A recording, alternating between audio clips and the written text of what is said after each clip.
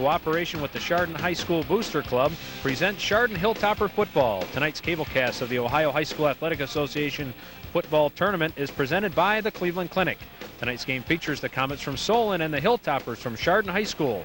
Tonight's game is also brought to you by Troy Innovative Instruments, Inc., 17039 Rapids Road, Burton, 44021. Good luck, Hilltoppers.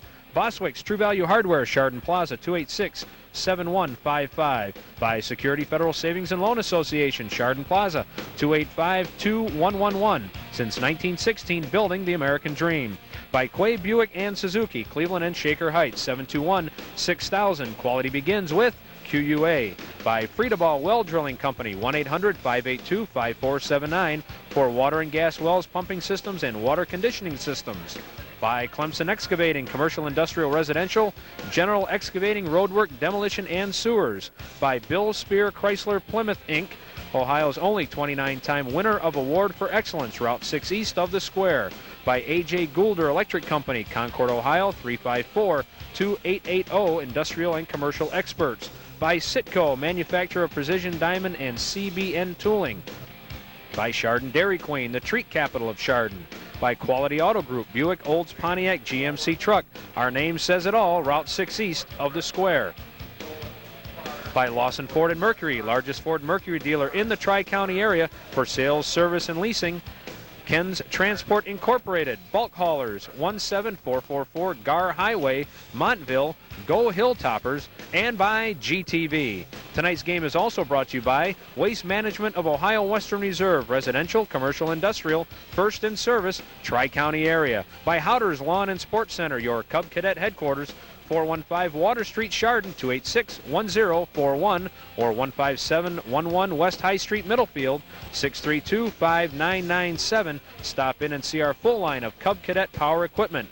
By Connecticut, where the world turns for water. Innovative drinking water systems, non-electric water conditioners and filters for improving your water. Call 1-800-554-9673. By Chuck Old Chevrolet Geo Pontiac. You'll like the way we do business. 1 mile east of Chardon Square on Route 6. Give them a call, 286-9000. By the Chardon Eagles, Geauga Airy 2261 at 317 Water Street, Chardon. Go Hilltoppers. Junction Auto Sales, Chrysler Dodge Eagle, dependability since 1931, 286-6161. By Newman, Leary & Bryce, attorneys and counselors at law, 214 East Park Street, Chardon, 286-9549.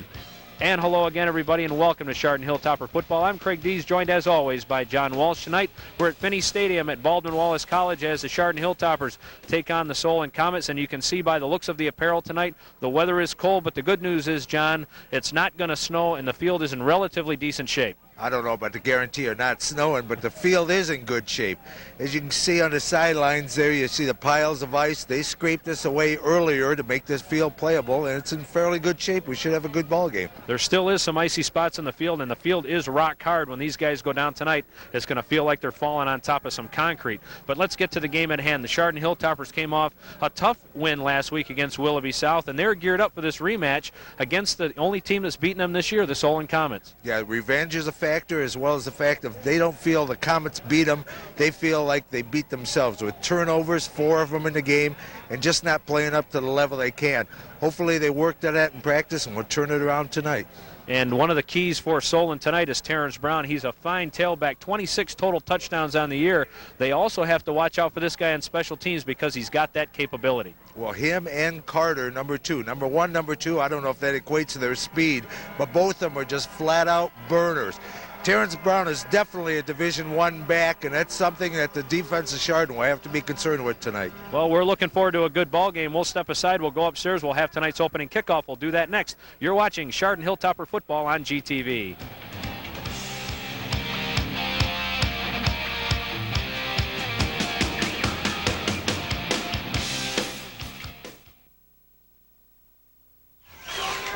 And welcome back to Finney Stadium at Baldwin-Wallace. The Solon Comets set to kick off to the Chardon Hilltoppers. Solon won the toss. They've elected to defer to the second half, so Chardon wants the football to get things going. Temperatures right now are in the mid to high 20s. We're expecting them to get down into the teens before the game is all said and done, and we're just about ready to kick off here. Todd Bradley set to kick off for Solon. Eric Montgomery goes back deep along with Scott Makar. Oh, actually, it looks like Zach Braces is back there for Chardon. And we are underway. It is tournament playoff football as Braces takes it at the 14. Tries to go the far side around the 20. Stays on his feet to the 25-yard line, and that's where the Hilltoppers take over. First down and 10. The big guys up front, we're expected to see Jenkins, Landis, Neal, Hardesty, Benvenuto up front. To see who comes in at tight end, either Kevin Platts or Nick Goshi. The wideouts, Eric McBride. You also see Will Andler, Mike Marks, Gary Renner, and Eric Montgomery, the running backs. Scott Braces is the wing back, and the quarterback is Brett Weidig. And he brings the troops up to the line of scrimmage. So Zach Braces is in the backfield, and that is Montgomery in motion. Weidig going to keep it. Tries to come to the near side, and he is knocked down for a loss of maybe a half a yard. Coming up to make the play was Terrence Brown, the Solon Comet defense. Stuart Leva, Jack Eva, Chris Wiggins, and Todd Kranick up front. David Sibick, Derek Adams, and Matt Anderson are the linebackers. The DBs are good ones. Joe Edwards, Grant Carter, Terrence Brown, and Mike Sirk. One of the few guys that I've ever seen that does not have a vowel in their last name, spelled S-R-P. So Montgomery is the slot. Renner is the deep back in the I formation, and now they run Braces also as a wing. Second down and 10. Braces goes in motion. Whitey going to keep it on the option. And he gets back to the line of scrimmage and falls forward for a yard or two. Matt Anderson came up to make the play for Solon. Yeah, this is kind of a little different opening for Chardon here. Normally they try to establish Renner real early. Here they're not using them as much, going to the outside stuff, and Solon's not falling for it at all. They're flowing outside, taking away, and just stringing the plays out for very little gain so far. Now we're in a 3rd and, say, 8 situation. Eric McBride to the near side. Again, it's Montgomery as the wingback. He goes in motion. And up the gut they go, and it's Braces. And Zach's got big yardage across the 40 to the 41-yard line, and that's a first down. Once again, the sleight of hand of Brett Weidig, I think, made that play happen. Yeah, very much so. That was just good ball handling, good faking ability on that one. Zach cut through the line, got about to the first down marker, was hit, stood frozen for just a hair from the initial hit, and then just reeled off another 6-8 yards out of it. The ball is at the 41-yard line. That's a first down and 10 for the Hilltoppers. Goshi is now tight at right end.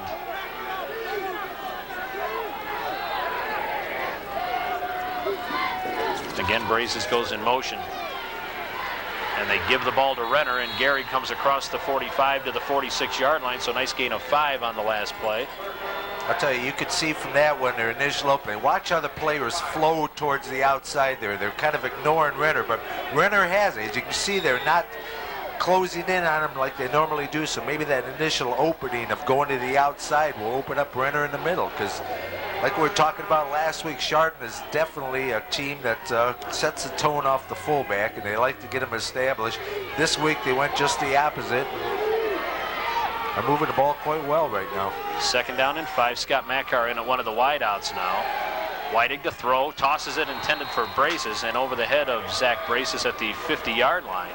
He would have been able to probably get a first down if he'd been able to reel that one in, and that brings up a 3rd down. 9:19 to go here in the opening quarter. There is no score. As you can see, Braces was wide open. He slid out of the backfield. Nobody picked him up. They had a receiver out wide going deep, drawing the quarterback back with him. Braces kind of slipped out into the little flats area there, was wide open, but they couldn't make the connection on the initial pass for Chardon. So a 3rd down and 5. Kevin Platts now into the ball game. He's a wide out to the near side. Goshi is now the wing on the far side. And Weidig hands the ball to Braces, tries to turn the corner and does, and gets the first down as he's into Comet territory all the way down to the 48-yard line. Got a yard more than needed, and that's a first down for the Toppers. Yeah, I tell you, they got Jared Honigman, came in at number 77, came in at the guard position there, pulled out, did a fine job of blocking. He did lead blocking, really kind of stood the guy up because the guy turned his back on him, so he was outside of the neutral zone area there where he couldn't hit him from behind. But he just kind of kept his body in there, screened him off so he couldn't get to the ball carrier, allowing Zach to go around the corner and get that first down. So first down and 10. Ball spotted at the 47-yard line. And straight up the gut they go for not much. Renner tried to go up through the middle. Chris Wiggins on the tackle for Solon. Also on the play was Jack Eva. I tell you, they are running a good play selection here. It's an excellent mix, kind of keeping the Comets back in their heels a little bit, not knowing exactly where they're going. Normally you can expect from the onset of a game, you're going to see Renner, then maybe Brazos, Renner, then maybe Montgomery. This time they're just mixing it all up. You can see Comets are a little bit confused out there, trying to read exactly what they are trying to establish. Double tight ends for Chardon as Zach Brazos goes in motion. And Whitey going to keep it and didn't get much. Got tripped up at the line of scrimmage. Mike Serp came up to make the play for Solon. Yeah, it was a good job by Serp on that one coming up. As you can see, though, Renner had the ball. He took 4 of the Comets with him. So they are sucking in on the inside thing. That is going to open up the big, maybe a quick counterback motion to the other side. Because the way they're pursuing after the flow outside man, as well as tying up the middle there, that's going to open up the offside. Loss of a yard, third down and 11. Whiting hands the ball to Brazos, who breaks the tackle, and he's to the 30, he's to the 20, and dragged down from behind by Terrence Brown inside the 15-yard line near the 14. And again, that was one of those where nobody knew who had the ball, and it ended up being Zach Brazos who broke a tackle and picked up huge yardage. I'll tell you, 99% of the ball players in Northeast Ohio would not have caught Zach Brazos on that one. Terrence Brown is one of the few that has that pure burning speed and was able to catch the quick Zach Brazos. But I'll tell you, that was an excellent play. Zach kept his feet. He was hit a couple times early, kept his feet moving, just slid off of them and just broke it in for a super big gain. The ball is at the 14-yard line now. First down and 10 for the Hilltoppers on their initial drive of the ball game. And up the gut they go again as Brazos, and he might have got back to the line of scrimmage, maybe a yard on the play. Jack Eva made the tackle for Solon. I really think this initial play calling, it was a good game plan established here. I really think it has got Solon a bit confused where they don't really know where to go. You know, even though it's the same plays they've seen, it's just the mixture of calling these plays at this particular juncture is just offset him a little bit. They're not expecting this sort of thing. Second down and 10.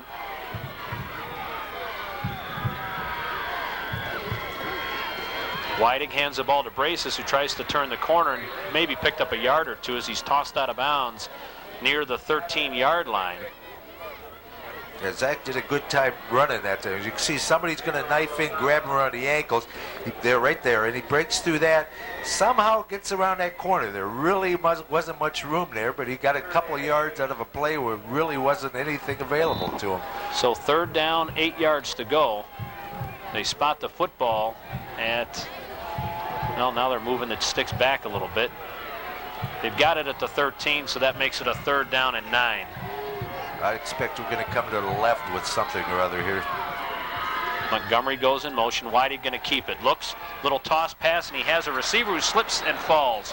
Renner fell down at the 11, and that is one of the icy spots on the field in warm-up tonight. Solon was doing their receiving drills down there and had a couple guys lose their footing right down at that 10-yard line, and Renner, you can almost see how shiny that turf is at that point too, John. Yeah, that's one of those wet spots, and even though it's a carpet and all, you think that it's not going to be that slick or something. You're going to get the good traction. You are going to slip on the field when it happens here. We got Mackar going to try 3. That's why I was saying I was thinking they were going to run to the left to try to center the ball a little bit better for a better angle for Mackar for a 3-point if you don't happen to get the... They spot the football at the 17-yard line, so a 27-yard attempt by Scott Mackar. Flags fly. The kick would have been good. But what do we got? I think somebody jumped just a hair early there because they blew the play dead immediately. And if that's on Chardon, delay of game against the Hilltoppers did not get the play off. And there's another one of those self-inflicted wounds that hurt them in their only loss of the season against Solon the first time, and they do it again. So now you wonder if you continue to go. Now it would be a 32-yard attempt. Yeah, but it's going to be for the first down. It's going to be a good, solid, long 11 yards. So I think they are going to. Yeah, they are going to try to kick it again. And to give it a go. Actually, now they spot it down at the 28-yard line. Or at the 18-yard line. We'll get this straight. It's at the 24-yard line. It's a 34-yard field goal. And the kick is wide to the right and a little bit short. So Chardon comes up empty after having the football for more than half of the first quarter. There's 5 minutes, 49 seconds to go, and Solon will get the football back, and that means the offensive unit comes out for the Comets. Rick Hughes, Mike Holmes, Brad Silverstein, Mike Junkin, and Mike Layton are the big guys up front. Devin Petronak, the tight end. The split end is Joe Edwards. The flanker is Grant Carter, and he's a good one, and he's a speedy one. The fullback is Dave Civic. He's only carried the football 59 times this year, but Terrence Brown is the tailback behind the quarterback, who's another good one. Mike McLaughlin is the quarterback. McLaughlin to throw on first down, looks underneath, and he finds Carter to 25. Carter up to the 30, and he will dance out of bounds at the 37-yard line. And everybody trying to put the brakes on there. Todd Goodwin shoved him out of bounds, and he was well out of bounds when the contact was made. Surprised we didn't see a flag there. Well, it really wasn't that hard a hit, though. You know, that's the thing. It wasn't malicious. It was more or less you couldn't get the brakes on.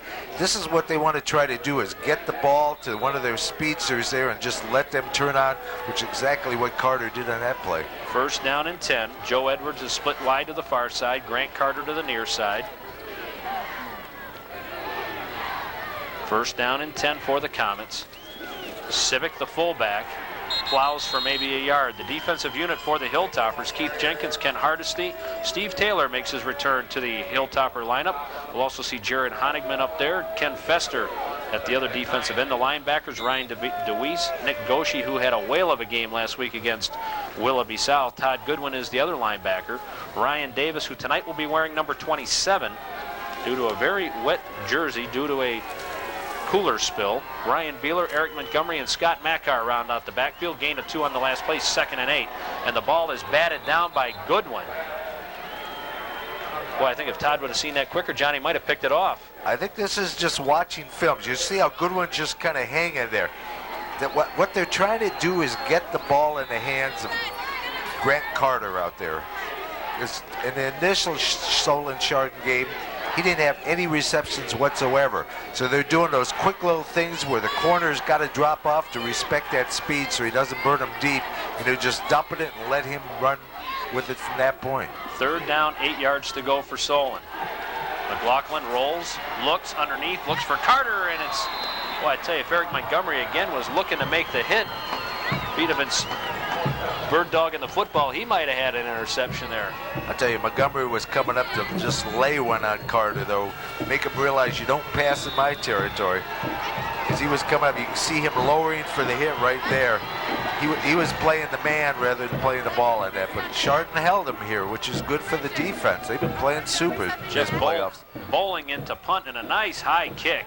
Fair catch called for and taken by Montgomery at the 26-yard line. And at the 4:55 mark here in the first quarter, we have no score as the Hilltoppers will start drive number 2. Craig Dees along with John Walsh. Our spotter tonight is Red Jevnikar. I tell you this, the kicking game for Solon is absolutely outstanding. Wait till you see the leg on their place kicker and stuff. He kicked an extra point that looked like it could have been a 55-yard field goal in the first game. And Anderson has just got a mighty powerful and, as I understand it, a very accurate leg as well. Well, we're hoping, if you're a Hilltopper fan, that we won't see him. Yes, definitely so. First down and 10 now for the Toppers. Goshi is in at one tight end on the far side. Zach Braces goes in motion. They give it to Renner, and Renner goes right side and is stood up after a gain of about a yard or so up to the 27-yard line. I tell you, they're really stacking that line. The deepest man, they had the double safety, free safety, and strong safety were about 6 to 7 yards deep. Where routinely they'll be back around 10 yards or so.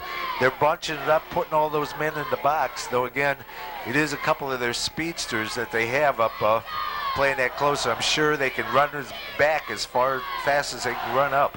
2nd down and 9 now for the Hilltoppers. Scott Mackar into the game. He is a wideout to the far side. Whiting going to throw on 2nd down. Steps up, lets it crank. Looking downfield for Platts, and the ball is intercepted. The ball is intercepted for Solon by Matt Englander all the way back at the almost the 40-yard line. Yeah, here you can see Whiting fading back, bootlegging it a little bit and firing it. He just didn't get enough on that ball where it was able to be intercepted there. He had the man open behind him there. But I'll tell you, Solon adjusted their defense that time. I think the play was sent in because of the way they put pretty much all 11 guys in the box there in the area between the ends. They saw that, sent in a pass play. They dropped back in coverage, went to conventional 2 deep.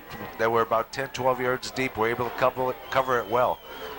That's Carter going in motion. They pitch the ball to Terrence Brown. He tries to string it out, and he will be knocked down. He did well to get back to the line of scrimmage and actually pick up a yard before he was knocked down by Ryan Davis.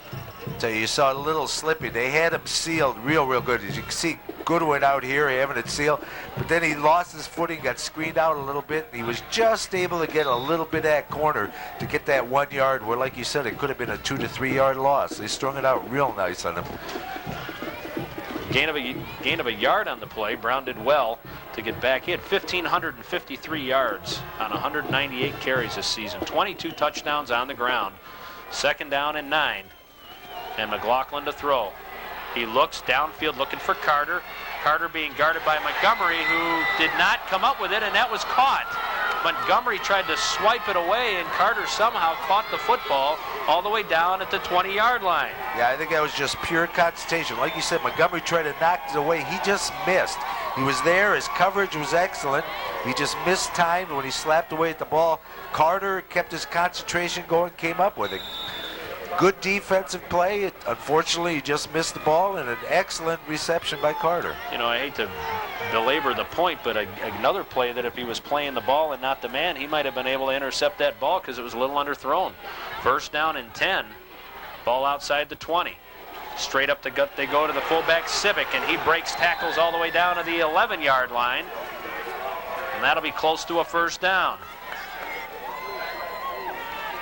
Yeah, I think it might be, now the way they're marking it, I think it's going to be a little shy, about a short yard shy. But, yeah, they definitely got that. I'd take 9 yards on a play anytime as your opener in a 1st down. They spot the football at the 12. They run wideouts, Bart Vaughter and Grant Carter to the far side.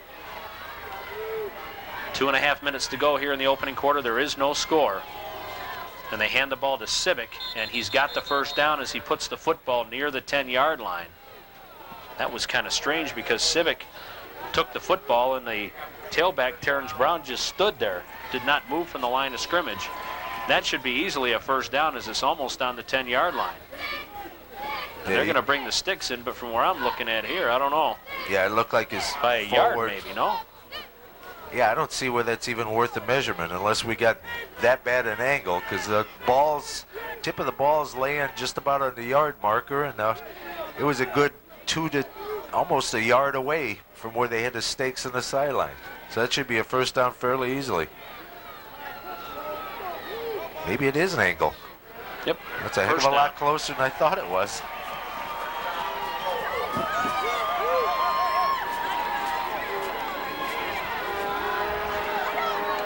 So the football is spotted at the 10-yard line. That was closer, and you never want to take any chances. I think it's just outside the 10, so theoretically they can still get another 1st down. It's not a 1st and goal situation. They'd have to get inside the 1-foot line to do that. Again, Carter is now split to the wide side. McLaughlin under center. And it's Brown. And Brown is caught behind the line of scrimmage and dragged down to the ground. Steve Taylor on the tackle for Chardon. Wow, he came busting through for a 3-yard loss. Ryan DeWeese shot in from his linebacker position and helped out on that tackle, laid it on it to drive him backwards. Yeah, that was a big play for Chardon. They need it now. So a 2nd down, and we'll call it a loss of 2. So 2nd down and 12, down to 1:35 to go here in the opening quarter. McLaughlin going to run the option, pitches it back to Brown, who turns the corner and has got some room. He's to the 5, and he is down inside the 2-yard line. That is not a first down. Chardon's pointing the other way like he may have coughed up the football, but I don't know about that. I don't see any signal from the referee on that. I'll tell you, that was bad execution on Chardon. Nobody took the pitch man, and when you got Terrence Brown as your pitch man, you do not want to just ignore him totally there. If he did fumble, it was out of bounds, according to the replay there. That may be another measurement.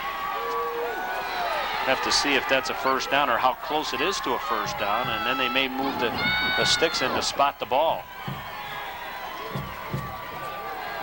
Yeah, well, they got to pull the chain gang in about 1.5 foot. Yeah, I think what right they're on the sideline there. What they want to make sure they spot the football correctly in the middle of the field, so they're actually going to bring the sticks out to spot the ball, put it down and take it back, because when you're talking about a matter of inches and a first down is at stake also, you certainly want to be right. See him stretching it out, and he's going to be about the nose of the football shy. So that's exactly what they did. They were just bringing it out to spot it. So they need about that much, which is about 1 foot for the first down and about 2 feet for the touchdown. Yeah, see if Chardon put an extra down lineman here, go into their goal line defense. Yeah, Chris Wiggins in the backfield now. It's a full house backfield for the Comets. McLaughlin gives it to Wiggins, who goes up and over and into the end zone for his 6th touchdown of the season. Chris Wiggins from 1 yard out. Yeah, you can see the whole Solon line just submarining, knocking the Chardon going down just above their knees to knock them off the ball a bit. Good penetration by the line there to just push them back a little bit, because when you only need a length of a football to get the score, you know, it's pretty easy. You don't have to knock the man 20 feet back into the end zone. All you have to do is knock him back a hair, allow your ball carrier to penetrate. Todd Bradley in to attempt the point after, and the kick is good. So at the 1:23 mark, Solon has drawn first blood. They lead the Chardon Hilltoppers by a score of 7-0. Just a reminder that Geauga Local Access Cable Corporation is a newly formed corporation funded by communities in northern Geauga County to expand local cable television community programming opportunities for those communities. Based on present funding, programming is being planned for the Berkshire, Cardinal, and Chardon school districts, and for the communities of Burton Township, Burton Village, Chardon Township, Chardon Village, Hamden Township, and Middlefield Village. Tonight's game, however, is not being funded by subscriber franchise fees. Tonight's local individuals and businesses throughout the areas are bringing you this special presentation. So if you have a chance, please drop them a line, give them a call. Just tell them how much you appreciate seeing Chardon Hilltopper football playoff style right here on GTV. So it's very important that you do get a hold of all these people that we'll be mentioning throughout the night, people including Troy Innovative Instruments. And as a matter of fact, if you want to drop us a line, you can do that on Prodigy, and there you see the address, JVKS32A at prodigy.com, and there's our address in Chardon at the post office box. We've been able to get some mail over the last couple weeks. Kind of nice from hearing from some folks. Just jot us a note and tell us what you think. So make sure you get a hold of these people, including Troy Innovative Instruments, Boswick's True Value Hardware, Security Federal Savings and Loan. Those are among the people bringing you the game this week, and the Toppers are going to get the football back as the bounce is taken by Braces at the 12. Kind of skids his way across the 30 and up to the 35-yard line. And that is where Chardon will take over. First down and 10. Todd Bradley, the kicker, came up to make the play for the Comets, and that'll be a first down. I'll tell you, Solon is defensively a stripping team. Watch at the end here as you can see Braces going down. You see him reaching for that ball, trying to rip it out of there. Yeah, Joe Edwards was the guy who was digging for that football. Yeah, you got to be careful against them. That's some of the, like I said, the Hilltoppers had 4 turnovers last time. It's because Solon was stripping the ball from them, so I'm sure they've been practicing all week to hold tight under that ball. 1 minute, 15 seconds to go in the opening quarter. Montgomery goes in motion. Weidig to throw on a first down. He looks, nobody to go to, and he decides to keep it. Squirts across the 40 and rolls across the 45 to near the 47-yard line. That was quite an acrobatic play, and that should be good enough for another first down. Watch this again. I'll tell you, that was a smart play by Whiting, too. Look at how he realizes. He was looking out there for Makar. Makar was covered, flat out covered. I saw him in his pass route out here. Whiting recognized it immediately, took it upfield, and got an excellent gain out of it. That was good recognition and not trying to force a pass in. Jack Eva on the tackle, among others, for Solon. That's a first down and 10 now for the Hilltoppers. The ball at the 46.5-yard line. And they hand the ball to Brazes, and Brazes got back to the line of scrimmage and not much more. Making the play again was Jack Eva. Clogging things up in the middle, Jack Eva and Chris Wiggins, the two big guys in the middle of that defensive line. Yeah, it looks like they're starting to sit on Brazes a little bit as you see players flow on him. He has been a more active participant in this offense tonight. Normally, by this time, Renner would have twice as many carries as him. I think the leading carrier so far is Brazes. Makar is now in as a wide out to the near side. Brazes goes in motion. Whiting looking to throw. Now looking to run. He's got the first down, and Morsey's across the 40, tucks it under. They are really covering well downfield, John, but they really have no coverage on the quarterback as soon as he takes off. That's two huge gains on excellent pass coverage by Solon. I'll tell you one reason why they weren't paying attention. They had defensive end Stuart Liebert. Well, you couldn't see it as on the replay here. It happened afterwards, but Brazes was in motion out that way, stopped, and was blocking out as Whiting rolled around. He laid a block on Liebert that just flat out stood him up and froze him in place there. We have played one quarter of football here at Finney Stadium at Baldwin Wallace College. The Chardon Hilltoppers trail the Solon Comets by a score of 7-0.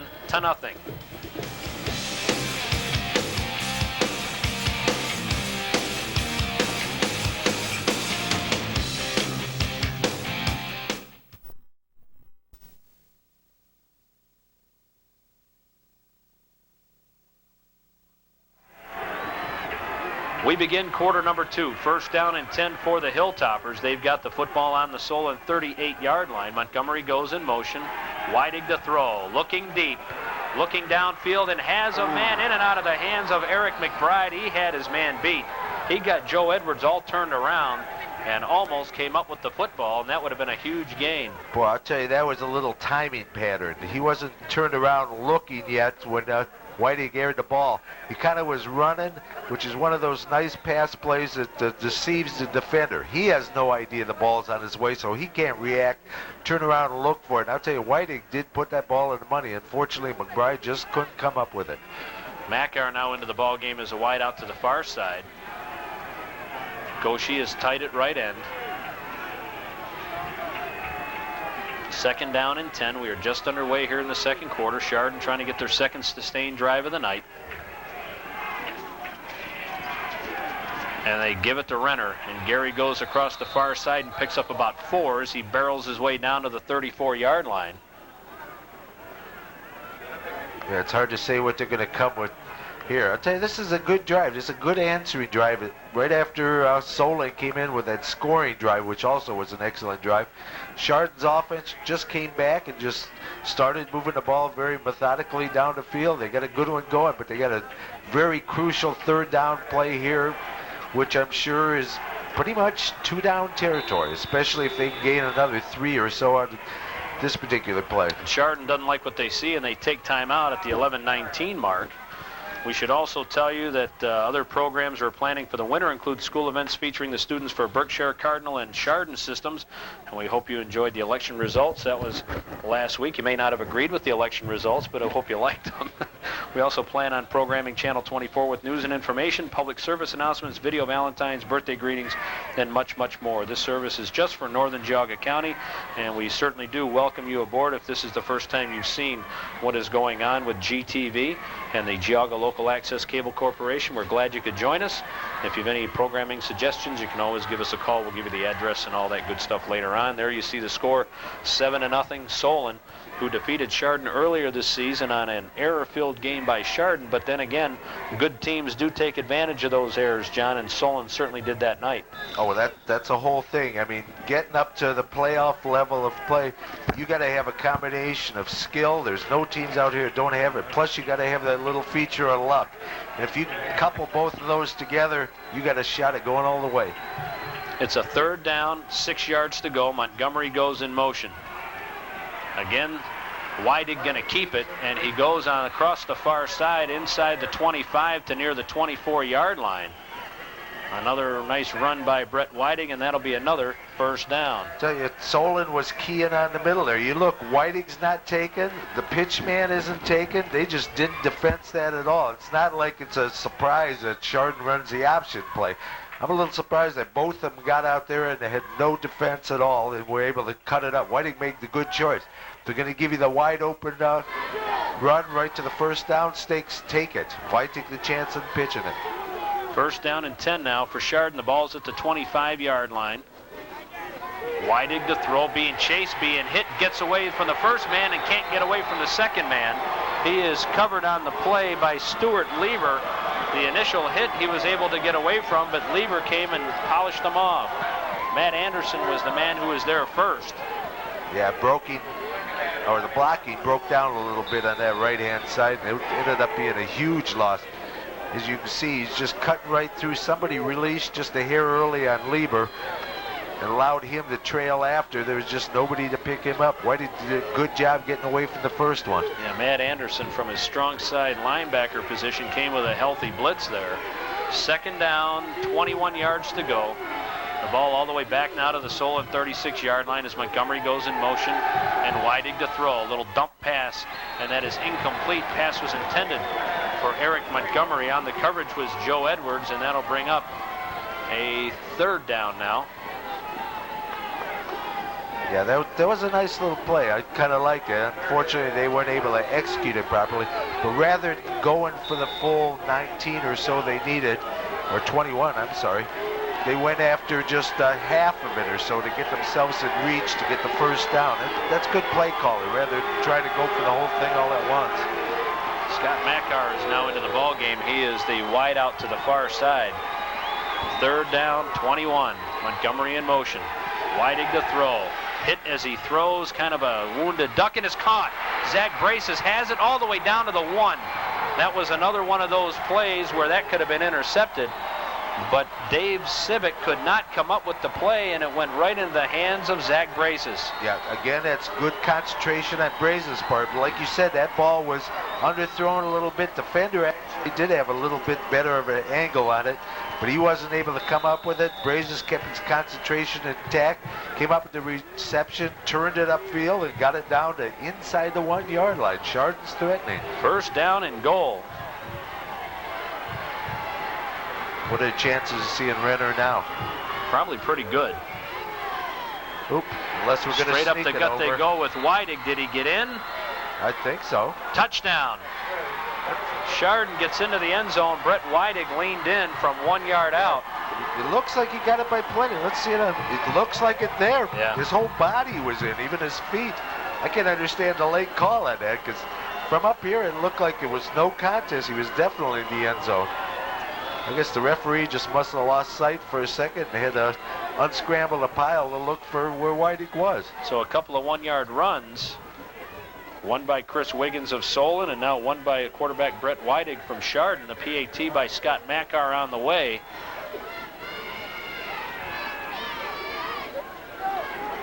And Scott puts her through, so at the 9:37 mark, we are all tied up at 7 apiece.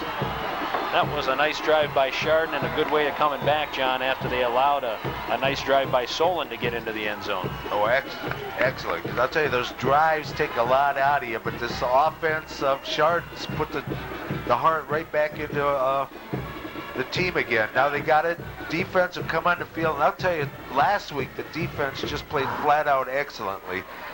First series tonight they did. They just ran into little problems where Solon came up, put a good drive together. You know, it wasn't a bad play on the part of Chardon. It was more good execution by Solon.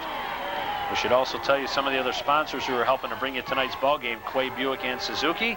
Quality begins with QUA. I like saying that this way. I threw that in. Frida Well Drilling Company. Also Clemson Excavating, Bill Spear Chrysler Plymouth Inc., A.J. Goulder Electric Company, Sitco, Chardon Dairy Queen. How'd you like a big strawberry sundae after the weather we've had? Well, I'll tell you, we got the heat right here, so it'd be fine today. That'd be great. Put a cherry on top for John. Quality Auto Group, Lawson Ford and Mercury, and Ken's Transport Incorporated. Just some of the folks that are bringing you this ball game tonight. Again, if you don't drop us a line, drop them a line. Give them a call maybe Monday morning and say, hey, we really enjoyed that broadcast. Thanks a lot for bringing it to us. I'm sure a lot of folks tonight are still half digging out from the storm of November and are enjoying this game on television where they couldn't get an opportunity to come and see it in person here at just a beautiful ballpark in Finney Stadium. I'll tell you, to digress in your comment about put a cherry on top of it, we could also buy a birthday cake there. Yes, we could. Because I'll tell you, my partner's celebrating his, 25th birthday tonight? 34th, thank you. 34th. I know, I don't look a day over 25, I know. The kickoff is taken by Carter, and he squirts up the middle, and he's up to the 48-yard line. I tell you, this guy on kickoff returns this season is 39 yards a return, and you saw the Jets. Exactly. You look at that hole, boy, you look at that hole on the television from behind. It was huge. Chardon did a good job sealing it up. It was opening up right in front of us, and I thought, uh-oh. Because I'll tell you, between Carter and Brown, you do have two bona fide burners. They're both in the 4.3, 4.4 for the 40-yard dash, which is flat out running it.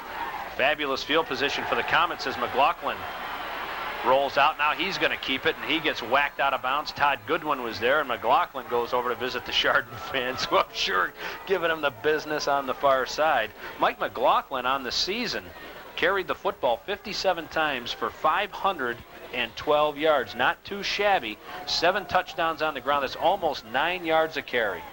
I'll tell you, well, that's a whole thing when you get the rollout quarterbacks. Whiting showed the same thing. He would roll out. They had the guys covered.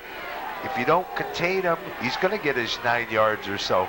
But I'll tell you, Mackar had excellent coverage on that play. That's why McLaughlin couldn't pass the ball. 2nd down and 4. Up the gut they go to the fullback Civic, and he will be shy of a first down. Just last week alone, in the big win Solon had, Mike McLaughlin, the quarterback, 175 yards on the ground, including touchdown runs of 80 and 82 yards. Well, that'll add up to 175 real quick. When you got, 163 yards? 162. 80 and 82. 80 and 82. Okay. Okay, well, I never said I was a mathematician. Well, we got the personality coming out. Now we're working on the math skills. Yeah, that'll be coming next season, folks. 3rd down and 9. Or 3rd down and 1, I should say. Straight up the gut, they go to the fullback, and that's a first down. He got inside the 41-yard line, and that's where he needed to be, and that'll be a first down for the Comets. I'll tell you, that was a hard one, though, because he got banged inside there. He really had to fight for that. You could see Ryan DeWeese beating him. Somebody I couldn't see coming up from the outside. They just kind of laid one into his side. Even though they get the first down, that's the kind of stuff you remember. You kind of, it's like a dog establishing his territory there. You hit, let the guy know you don't come across here. This belongs to me. And over the course of a game, that can wear on you. 1st down and 10. The ball is at the 41-yard line of Chardon. McLaughlin looking to throw. Rolls out. Little dump pass underneath was intended for Civic. And he slipped and fell down, and the ball went whizzing past his left ear. McLaughlin got knocked down to the deck by Ryan Beeler. Yeah, they had him. Ryan came across from the safety or his corner position, just level him. I tell you, there wasn't going to go much, because there you can see old club hand coming across. Nick Goshi coming out of his position there. He had a good coverage, was coming. The guy had made the reception. It would have been for very minimal. Maybe a yard or 2 would have been the most he would have got out of that. There was talk this afternoon of not even playing this game because of the condition of this football field. There was about an inch of ice on this field at high noon, and the crew here at BW has done an excellent job to get it in the shape it's in right now. Icy patches aside, it's in excellent shape. McLaughlin, little swing pass across the middle. He was looking for Terrence Brown, but Brown was easily covered by Ryan DeWeese, and they look like they had a screen pass set up on the near side. Yeah. You see him looking that way first. Actually, Brown ended up being a defender more than anything because it was Ryan's ball more than him. I think Terrence Brown was actually turning around to make the tackle on Ryan. Ryan was just flowing away, throwing a little bit behind him. He couldn't come up with the interception. Third down, 10 yards to go, 8 minutes and 17 seconds to go here in the second quarter. Carter is split to the far side. Joe Edwards to the near side. And McLaughlin to throw. Looks, fires it, zips it into the hands of Grant. It's in and out of his hands. On the coverage was Ryan Davis. Boy, this sophomore's got quite a task ahead of him tonight if he's going to be matching up in that kind of coverage with a guy like Grant Carter. I'll tell you, it was underneath. He was right on him, and it was short of those first down stakes. He would have been about 3 yards short because Ryan was right on his back, had excellent coverage on it. I'll tell you one thing, there wasn't much pressure on him. McLaughlin had all day back there. He had excellent up front blocking on that particular play. Jeff Bowling into punt. Solon trying to win the battle of the field position as Bowling gets off a high kick. And it will take a Solon bounce, and they will cover the football nicely at the 13-yard line, and that's where the Hilltoppers take over. Byron Morgan choosing to pin Chardon back and let his defense work with 8 minutes and 4 seconds to go here in the first half, and we are tied up at 7 apiece. Sure, Chardon is looking out there right now saying 8 minutes left. That's just enough time to score. They get one of their patented 6 or 7 minute drives and just methodically move it down the field, because I'll tell you, they have moved the ball well. They ran it on their first possession. They moved it down to 15. They ended up having a penalty, pushing them back a little bit. Missed the field goal, but Solon really haven't proved they can stop the Chardon offense yet. First down and 10. They hand the ball to Renner, and Renner's got huge yardage as he's up near the 30-yard line. It's a quick way of getting out of your end zone. Oh, yeah. Derek Adams on the tackle. Yeah, he just kind of ran over the big ones there. He went over Big Ray Landis and Big Keith Jenkins, and just rambled off to the left side there. To just kept his feet going and made people. I'll tell you, he's like a bowling ball coming at you. As low as he runs and all, just keeps those feet churning and just comes at such a low level. It's hard to grab hold of anything. First down and 10 now for the Hilltoppers. The ball is spotted at the 30-yard line. And Weidig going to keep it this time, and he is near the 35-yard line, so almost a gain of 5 on that play. Yeah, they're moving the ball extremely well. Faked out our cameraman a little bit in that particular play, but it's easy to. I tell you what, this is the toughest of all the games that I do. These are the toughest ones, especially with the two kinds of quarterbacks we've had over the last 3 years here, with Scott Neal and now Brett Weidig. It's tough to keep an eye on the football. That's why I basically shut up for most of the play. Yeah, you kind of wait to see what's going on. They've made me look bad too often. Second down, 5 yards to go for the Hilltoppers. That's Brazis in motion.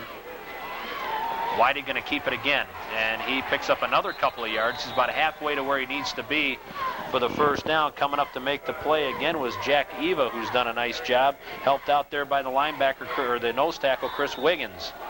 Yeah, he just saw that little lane open up inside there and just took it. You can see they were sealing on the outside, taking the option away. Weidig saw that inside. I'll tell you, he's playing a tremendously bright ball game today. That's about the third, fourth time where he's just made that instantaneous right decision. You know, he's just playing smart football. Chardon's got what they want, third and short. That's ideal Chardon conditions. Third down, 2 yards to go. It's Renner. Renner busts his way across the right side. Forward progress is going to be stalled at the I think he's a little shy. 39-yard line. I tell you what, it looked like he almost got to the 40, and it is almost to the 40-yard line, and it will be very close to a first down. Let's see how close. Yeah, I guess it was. Yep. Where the ball, the furthest point of the ball up there, and it did come darn close to that 40, and that's exactly where they spotted it. The fans below don't like the spot of the football, but in all honesty, he was that close and then got bounced back, and they really did a good job of figuring out where that football should go. Yeah, fourth down and less than a yard to go. Chardon hustles up to the line of scrimmage. Renner in punt formation. Terrence Brown goes back deep along with Mike Serp. Took a timeout, Chardon. And Chardon is going to spend their second timeout of the night. While we've got an opportunity, I want to remind you about some more folks helping to bring you this ball game tonight. Waste Management of Ohio Western Reserve, Howder's Lawn and Sports Center, Connecticut, Chuck Ohl Chevrolet Geo Pontiac, Chardon Eagles, Junction Auto Sales, and Newman, Leary, and Bryce, attorneys and counselors at law. We thank them very much for their support of Hilltopper football here in the playoffs. Again, we are not funded by your cable dollars in the playoffs. It comes right from sponsorship. 5 minutes, 24 seconds remain here in the first half.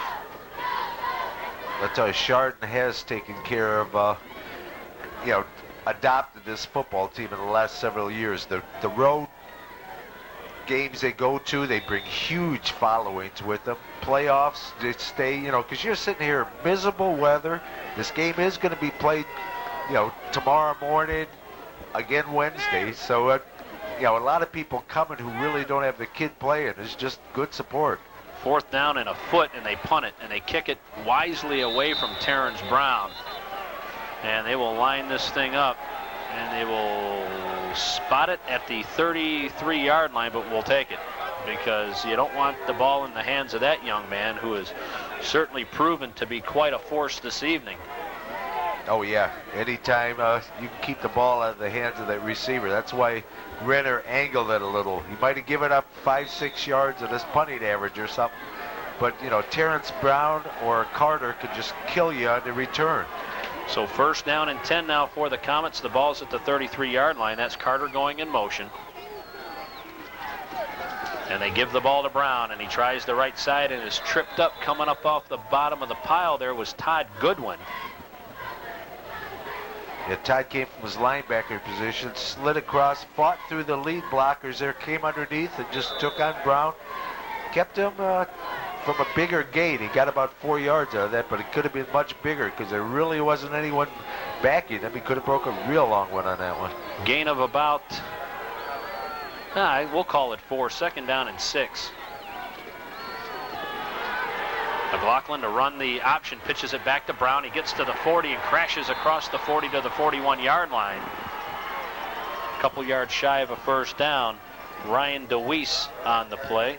Yeah, they got to have somebody taking Brown as the pitchman. As you can see, there's nobody with the assignment of taking him out. Honigman took on the quarterback. That's how you got to play it. But you got to have somebody who is dedicated to flow outside, take that pitch, man.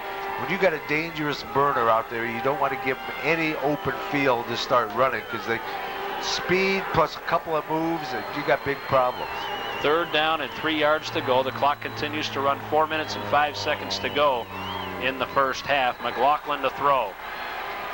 Looking, being chased, trying to get the 1st down. Forget about it. Todd Goodwin dragged him down by the nape of the neck and tossed him out of bounds for maybe a loss of a half a yard, and that'll bring up another 4th down and a punting situation again for the Comets. Tell you, that was a good defensive play by Goodwin. You can see he kind of reads. He's going to contain him, keep him inside. You see him floating. He's just coming into the screen again here. Kind of reads, forces him in, goes with him, gets a hand on him, and just uses great strength to pull him down from that position. When his body's going one way, all he's got is one hand, and he's still able to contain a hard-running quarterback. Solon will take a timeout here. Going on also this evening in Division II, you'll be reading, I'm sure, or have read about the Washington Courthouse Miami Trace game, or the Washington Courthouse Miami Trace taking on Mason down in Dayton.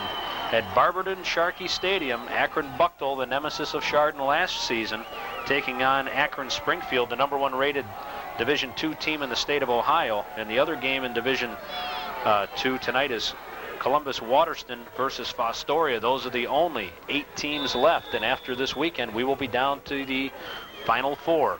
Punting tonight. Punting situation. Bowling gets it away. Nice high kick. Headed in the direction of Makar, who takes it at the 25, squirts up the sideline across the 40, stays on his feet to the 47, and he is wrapped up and slung down to the ground. Stuart Lieber came up to make the play, and great field position for Chardon. And plenty of time left at the 3:44 mark, and you can hear the Chardon faithful up on their feet on the far side. Boy, look how close. He's tight roping, cuts it against the grain there. He's an excellent, he's deceptive. He doesn't seem like he's got that much speed. He's got one of those smooth, gliding running styles. But I'll tell you, for a sophomore, he can put the feet down and get moving down there with the best of them. First down and 10 for the Hilltoppers. The ball is at the 47-yard line. Montgomery and Makar are, well, actually now Makar splits into the slot, and Makar now to the near side. There goes Montgomery in motion. Weidig rolls, looks downfield looking for Montgomery, says forget about it, gonna run it. He's into Solon territory and crashes out of bounds at the 41-yard line, and that's a first down. Boy, he did not wait too long to decide on this play, John. No, that's what I said. He's looking, he's seeing. He's got the open receiver, but he also sees that huge lane up ahead of him with the sideline there, so he can kill the clock off, even though there's plenty of time. Chardon still has 2 timeouts. You know, well, I guess he didn't get out of bounds. They're moving it. They just stopped it for the change. 3 minutes, 26 seconds to go. It's a first down and 10 now for the Hilltoppers. Brazes now comes in motion. Weidig to throw again. Looking for Zach, and overthrows him. Overthrew him at the 15-yard line, and that'll be a second down. I'll tell you, we did have defensive coverage out there as Mike Serp was on Brazes, but then Brazes put a little burst on Serp, turned, and Brazes was actually behind him, but Weidig just got a little too much air underneath the ball, overthrew him, because Brazes did have about a step and a half on Serp. That is a strange name without a vowel. Yes, it is. If he lived in Chardon, would he be Maple Serp? Ooh, that's sad. It wasn't your birthday. Second down and 10. Kyle liked that one. Second down and 10. He wants a ride home. For the Hilltoppers. And it's Renner. Oh, some tough running for about 7 yards. Gary Renner dragged 2 or 3 guys on his back there. Yeah, we still got plenty of time. There's no panic, no need to air the ball out totally. Just mix it, as we just fell underneath the 3-minute mark, down to 2:53 right now in county. Chardon's got the ball and moving again with it. Third down, 3 yards to go. Taking their time in the huddle. Now they come out. Makar will be wide to the near side.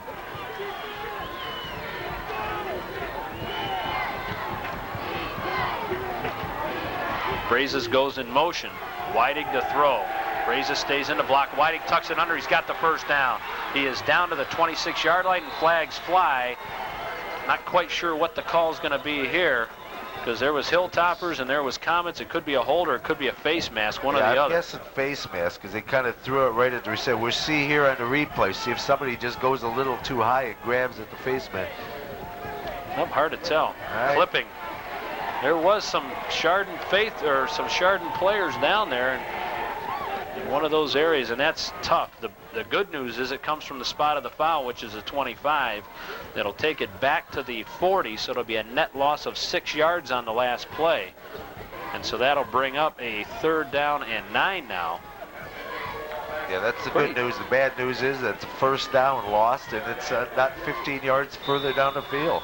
A fairly penalty-free ball game, as most playoff games are. Most of the officials at this level will allow the guys to play, and if there's a foul that doesn't concern the play, they're not throwing the flag just for the sake of doing it. Again, Weidig to throw. The whole crowd below yells pass. They zip it across the middle, and it's completed. Ryan Davis comes across the middle, and that's a first down to the 25-yard line, and young Ryan Davis took a whack when he caught that football. That is excellent concentration, because like you said, you can probably see it here, see him cross in the middle, watch, met head at pow, but he had the presence to tuck that ball away, hold on to it, take the hit, and get a big first down for sure. That was a nice delivery by Weidig on that one. Derek Adams with a fine hit there and tried to separate man from ball, but was unable to do that. First down and 10. The ball's at the 25-yard line.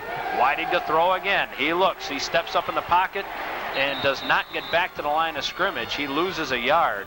If he could have gotten through that initial wave of defenders, he would have been able to pick up maybe 10 yards. Oh, yeah, he had his 3 receivers out deep, and they were all covered. Excellent pass coverage. So he just tried to get the best he can. Like you said, if he had got past number 67, Todd Krajnik, he probably would have taken it almost at goal line, because the other deep guys were being drawn into the end zone, and by the time they realized he was running, best he could have got to him was inside the 5, my guess would be. Chardon has taken their final timeout at the 1:31 mark. A 2nd down and 11 officially coming up. The Chardon Hilltopper band down below us getting ready to perform here. Yeah, good crowd on hand from both sides, John. You know, looking across the way, the Chardon faithful is filled up from about the 30-yard line all the way down into the end zone on our right. And looking below at Solon here, not a whole lot of empty seats down here either. No. Well, these are 2 very supportive schools. They've had excellent programs for the last several years and all. You know, excellent breeds crowds somehow or another. That seems to just go hand in hand. Byron Morgan, who took over the Solon club a few years back, has really done a fine job over there. Weidig to throw. Looks, hit, sacked. Down he goes. Coming up to make the play was Dave Civic. Huge loss there all the way back to the 31-yard line. They're going to have to start calling these plays real quick and get them going. We're down to 1:13 now. The clock's winding. You want to at least try to get a shot at a field goal if you can. Get that ball, I don't know, maybe 10 more yards, and Makar will have a shot at a field goal. 3rd down, 16. Weidig again to look. Looks underneath for Makar, who couldn't come up with it. Had it and lost it at the 20. He would have been a couple yards shy of a 1st down, but maybe within field goal range. Yeah, and again, he could have either taken it out of bounds, killed the clock off, or turned it up and get the 1st down. Either way, that was a good pass, just a little bit overthrown. You know, Makar had to reach out, wasn't able to come up with it, but that was a nice little pattern. He just did it quick. They had 2 guys lined out wide right, ran one straight downfield, the other just did it down and out, Makar being the other. So now it's a 4th down and 16. Chardon obviously will go for it here in 4-down territory, and again they look. Again they got a man open downfield. It's Braces, and a nice defensive effort there. Coming up to make the play for Solon was Matt Englander. Nice play. That ball kind of hung up there a little longer than they would have liked. And Englander did the smart thing there. He just kind of laid there and then knocked it down. Didn't even think about the intercept. He could have stepped in front, taken it, make sure it's down. You get the ball further upfield. Chances are he wouldn't have returned it 25 yards further upfield like it happened here. So that was a good defensive play by Englander. 45 seconds left in the clock. 1st down and 10 now for the Comets. They split Edwards to the far side and Grant Carter to the near side. And they give it to Terrence Brown. Brown trying to turn the corner. Nice move as he's across the 35 to the 40, and the foot race is on, and he's shoved out of bounds. And Hilltopper territory all the way down to the 48-yard line, and there's still 36 seconds to go. Again, turning nothing into something. Boy, that was a nice move. He came a little dip inside, watch it here, slows down, and then turn on the jets. And he just burns it to the outside. Pure speed, outruns a couple people. But it was that quick little inside dip, made the player commit to the inside there. Boy, you got to respect. There's so much you can do with pure blinding speed like that. Ryan Beeler shoved one of the offensive men into Brown. And this time the pass is incomplete. Scott Makar on the coverage of the pass intended for Joe Edwards. Boy, there's something you don't see high school quarterbacks do much. McLaughlin went back. His primary receiver is on the right-hand side. Saw he was covered, looked off him, went to his secondary, the left side. Makar made a good adjustment there, tried to step in front and grab it. And I'll tell you, if he could have kept his feet there, could have got the pick, he might have had the whole sideline to run with. 2nd down and 10 for the Comets. 32 seconds to go. Blitz is on. McLaughlin to throw. Pass is complete to Brown. And Brown falls forward to the 35-yard line. Ball is loose on the deck. Did the ground cause the fumble? That's the question. No. Chardon gets the football back. He must have been juggling or something. I don't know, because it looked like the ground caused it. Well, they're discussing it right now. Yeah, they had pointed initially to Chardon, but they may reverse this. I thought the ground had caused it. No, they're Chardon calling it Chardon ball. Well, the 5 of them got together to decide, and you're better off making the right call, even if you have to change the initial call, which they ended up not doing. But you want to make the right call, and I think most coaches will tell you that. Even if the call goes against them, if they know they're trying to do the right thing, that's what they're happy with. Yeah, that's the whole thing, and at least that way you're not being an egomaniac saying, no, mine was the right vantage point and all that. You check to make sure who had the vantage point. It could have been a case where he took a step or two, started to juggle it, it came out then. It might have not been the ground. We couldn't see from our angle, but I think the referee overruled it. That was probably what the case was. First down and 10. They stay on the ground with Renner, and I'm sure they'll just let the clock run out here, and we're pretty much right now where we started, all knotted up. Yeah, each team has gotten into the end zone on a 1-yard run. Chris Wiggins, back at the 1:23 mark of the first quarter, gave Solon the 7-0 lead. And then Brett Weidig went in from 1 yard out for Chardon at the 9:37 mark of the second quarter. And that is where we stand here at halftime. Before we take our halftime break, we should tell you that tonight's game is being brought to you by Troy Innovated Instruments, Inc. 17039 Rapids Road, Burton, 44021. Good luck, Hilltoppers. Bostwick's True Value Hardware, Chardon Plaza, 286-7155. Security Federal Savings and Loan Association, Chardon Plaza, 285-2111 since 1916. Building The American Dream by Quay Buick and Suzuki, Cleveland and Shaker Heights, 721-6000. Quality begins with QUA. Frida Ball Well Drilling Company, 1-800-582-5479 for water and gas wells, pumping systems, and water conditioning systems. By Clemson Excavating, Commercial, Industrial, Residential, General Excavating, Roadwork, Demolition, and Sewers. By Bill Spear, Chrysler Plymouth Inc., Ohio's only 29-time winner of Award for Excellence, Route 6 east of the Square. By A.J. Goulder Electric Company, Concord, Ohio, 354-2880, Industrial Commercial Experts. By Sitco Manufacturing, Precision Diamond, and CBN Tooling. By Chardon Dairy Queen, the treat capital of Chardon. By Quality Auto Group, Buick, Olds, Pontiac, GMC Truck. Our name says it all. Route 6 east of the Square. Lawson Ford and Mercury, largest Ford and Mercury dealer in the Tri-County area for sales, service, leasing, and parts. And by Ken's Transport Incorporated, bulk haulers, 17444 Gar Highway, Montville. Go Hilltoppers. And by GTV, there's our address, Post Office Box 336, Chardon, Ohio, 44024. Tonight's game is also being brought to you by Waste Management of Ohio Western Reserve, residential, commercial, industrial, first in service, Tri-County area. By Howder's Lawn and Sports Center, your Cub Cadet headquarters, 415 Water Street, Chardon, 286-1041, 15711 West High Street, Middlefield, also 632-5997. Stop in and see our full line of Cub Cadet power equipment. Boy, we could have used that this week. Connecticut, where the world turns for water, innovative drinking water systems, non-electric water conditioners and filters for improving your water. 1-800-554-9673. By Chuck Old Chevrolet Geo Pontiac. You'll like the way we do business. 1 mile east of Chardon Square on Route 6, 286-9000. By the Chardon Eagles, Geauga Airy 2261. They're at 1317 Water Street in Chardon. Go Hilltoppers. By Junction Auto Sales, Chrysler, Dodge, and Eagle.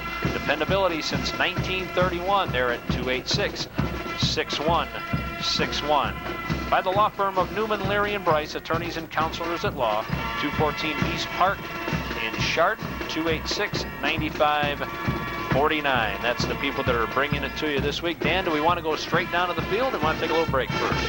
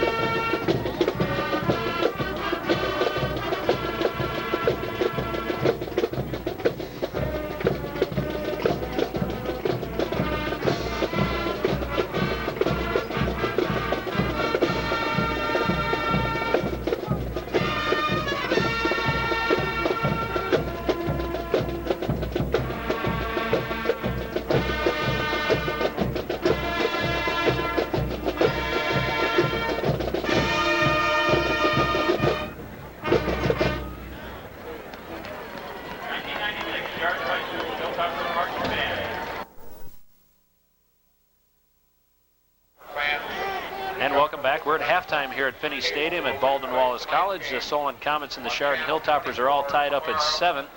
And taking a look at the first half team stats, we'll get to the individual stats as the teams come on the field later on. First downs are pretty even. Chardon leads Solon 10-7. On the ground, though, Chardon leads Solon 144-62. Kind of surprising, or no? No, I don't think so. I think a lot of it has been pass-oriented by White-Egg, except he's seen that open ground in front of him and just taken it. He's got good yardage in the first half. Passing yardage, Chardon 53, Solon 75. Chardon was 3 of 10 with 1 pick in the first half. Solon was 3 of 9.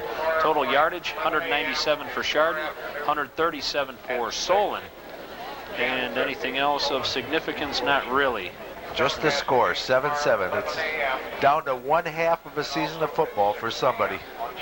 Chardon will be set to kick off to start the second half. Going back deep for Solon, the two speedsters, Terrence Brown and Grant Carter. Brown averaging almost 29 yards a return. He does have one kickoff for a touchdown. And Grant Carter, 39 yards a return. He has 2 touchdowns on returns this season. Yeah, it'll be interesting to see Coach Doyle's strategy here, whether he runs it along the ground to take the big reception away, pins him in a corner, or just kicks it deep. Scott Mackar kicks it toward the sideline, and it will fly out of bounds at the 27-yard line, but that'll give the football to Solon. And I tell you, that's all Scott Mackar was doing in the pregame, was lining up and kicking it toward the sideline, trying to keep it away from those two speedsters. Right, they got the option of whether to have them re-kick or just take it on to 35. They've elected to have them re-kick. They want the ball in the hand of their burners. So Scott Mackar will tee it up once again, this time back at his 35-yard line.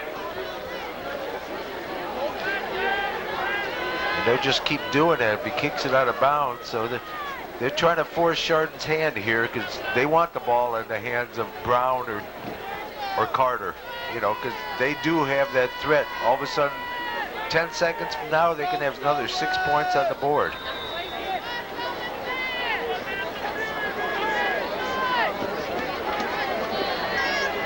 So the Chardon Hilltoppers set to tee it up one more time. And we will eventually get this second half underway. Mackar again kicks it toward the near sideline, backing up on the ball, and it hits one of the Solon receivers and goes out of bounds inside the 30-yard line. Mike Serp was the man who tried to take that away from Terrence Brown. Not a wise move, as that ball was headed to the sideline, and it will be Solon football at the 27-yard line, first down and 10. Yeah, in essence, they lost 8 yards with their decision. They could have had a ball at the 35 to start out with, so that worked to Chardon's advantage that time. Taking a look at Byron Morgan on the sideline, kind of shaking his head, wondering, what are we doing here? You had one of the up men try to take it away from your burner. Joe Edwards is split to the far side, Grant Carter to the near side. McLaughlin under center, hands the ball to Terrence Brown, and Brown cuts it back across the middle and is whacked from behind. Oh my, Chris Dakowitz came across and made quite a play. In the first half, Terrence Brown had 6 carries for 39 yards, but one of those carries was for 22 yards. Yeah, Watch this hit. Oh. Yeah, he had a big hole open up there. He elected not to do it. Cut it back to the left against the grade there. Chris Dakowitz came up from behind and just laid it on him. Second down and 2. Long count by McLaughlin. It's the fullback Civic. Stood up at the line of scrimmage and does fall forward to the 35-yard line, and that will be shy of a first down. Didn't get much on that play, half a yard. Nice play by Ryan DeWeese there, who read it, shot underneath, and just kicked the legs out from beneath him. Held it to maybe a foot gain. That's about all he got out of that. It's essentially still, say, third and a long one. Long one, short 2. Third down, big play now for the Hilltopper defense. Again, they split the wideouts. Mike McLaughlin under center. 3 of 9 in the first half passing the football. And they give it to Brown, and Brown has the first down and more. And he rumbles to the 44-yard line. Coming up off the bottom of the pile for Chardon was Ken Hardesty. Yeah, they opened up a nice little hole in the inside. As you can see that lane open up there. Missed tackle. Kent comes across from his right defensive tackle position, strafes across the line of scrimmage and keeps Brown from making a bigger gain out of it than he did get.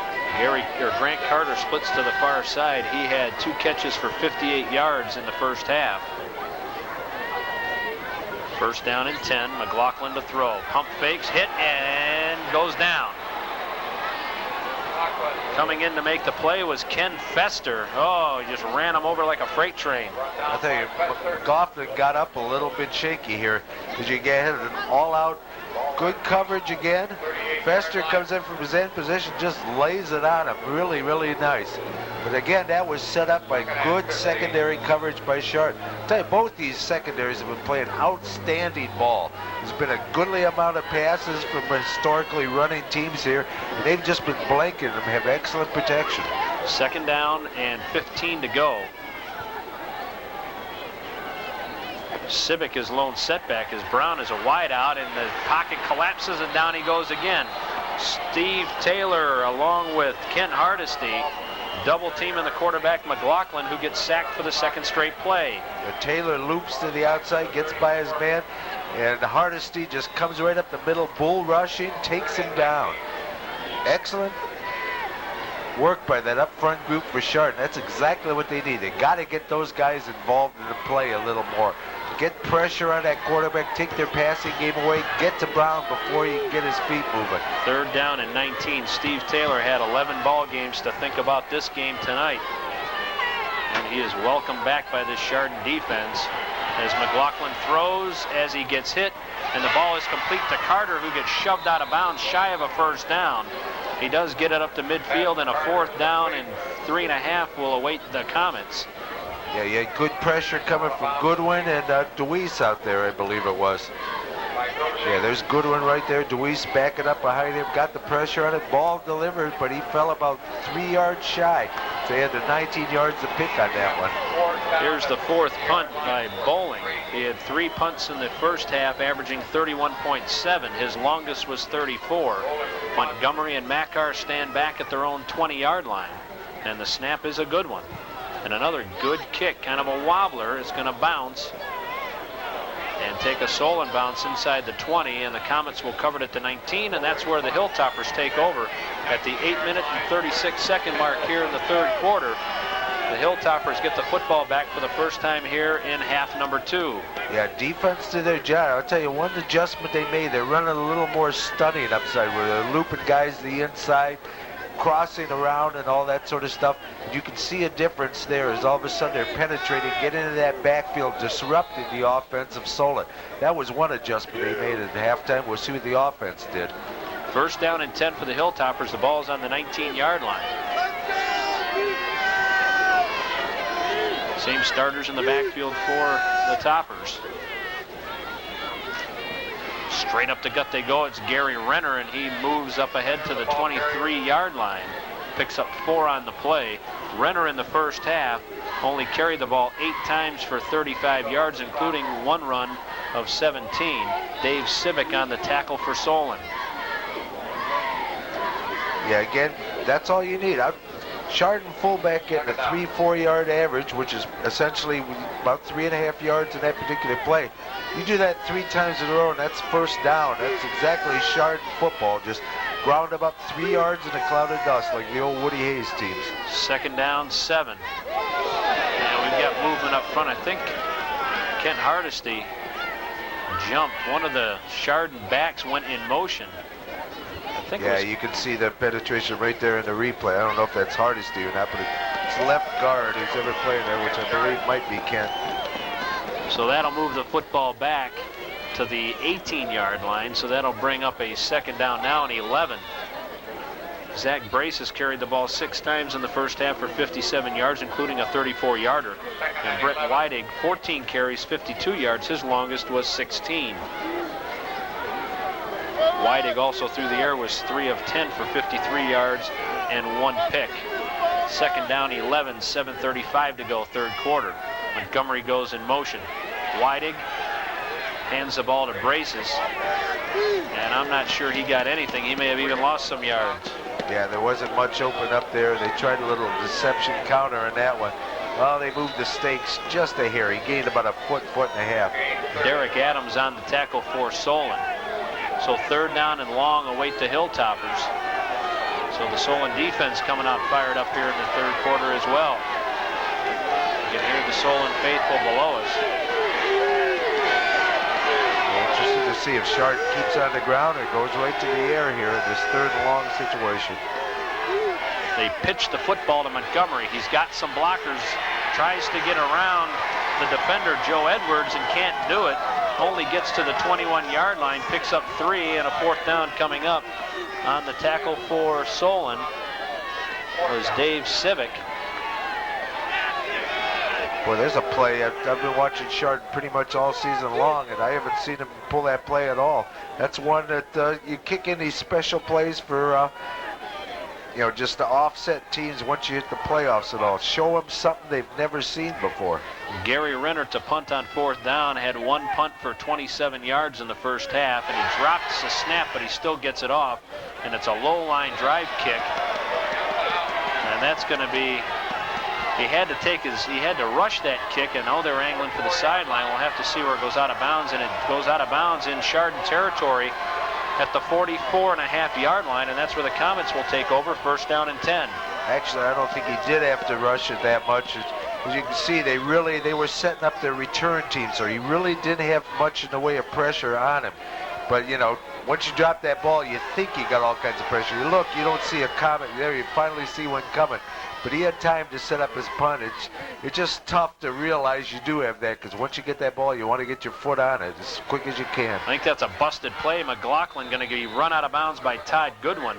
He kind of lost his footing as he came out from underneath the center, and by that time the play had developed too far, and he had to eat the football and will lose about a yard on the play to bring up a 2nd down and 11. Yeah, that was a nice play by Goodwin on there. You can see him keeping the blocker off his body, using his arms, keeping him off, then flowing to the outside. That's what you got to do when you get that linebacker. Once you let that guy into your body a little bit, he owns you, and it's tough to get away. But if you can keep him off, then you can flow with the play. Good linebacker play by Goodwin on that one. 2nd down, 11. McLaughlin to throw, got some time, looking deep. He's got Carter wide open, caught it at the 10, 5, touchdown, got past Ryan Davis, and Grant Carter goes into the end zone from 44 yards out, and Solon is right back on top. There's no question. He used full speed there, got way behind Davis there. It was only a question if the ball was going to be catchable or not. As you can see, he's just out there by himself. So at the 5:57 mark of the 3rd quarter, Grant Carter wide open, reeled that in and scampers a total of 41 yards on that connection. Now Todd Bradley in to attempt the point after with 5:57 to go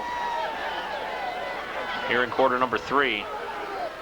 Low snap, they do get it down somehow, and it's good. Tell you what, that play was made by Joe Edwards, the holder, as that ball skittered back to him, and he picked it up and put it on the tee, and that was a good extra point. 14-7 now, Solon leads. Yeah, this is a game where a missed extra point can mean the whole ball game. So definitely, like you said, that's a big play by the holder. It's getting that ball spotted so he could drive it through. Here's the touchdown play here. You're seeing the quarterback McLaughlin fade back all kinds of time that time. That's one of the things, getting that up front blocking. And then Carter just used pure speed, cleared, got himself opened up, and that's 6 points on the board. So 14-7, the Solon Comets.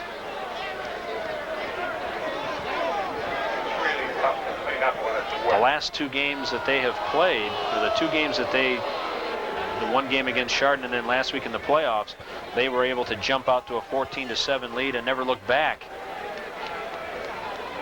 5 minutes, 57 seconds to go here in the 3rd quarter as Chardon chewed up a lot of time on their drive, and so did Solon. Yeah, this is moving into, like you said, we're over halfway into the 3rd quarter right now. This is do or die time for both teams. Winner goes on to the semifinals next week. Losers, season is over. Ryan Beeler takes it at the 25 and gets pushed out of bounds by Joe Edwards at the 30-31 yard line. Also coming up to help out for Solon was Larry Scott. That was a good job by Beeler there, just getting the yardage he could, which there's nothing wrong with starting at the 31. He did a good job, got everything he could out of that kick return, got it up to the 31. That's where Chardon's offense is just got to start to go to work now. Brett Whitig comes sprinting in from the sideline.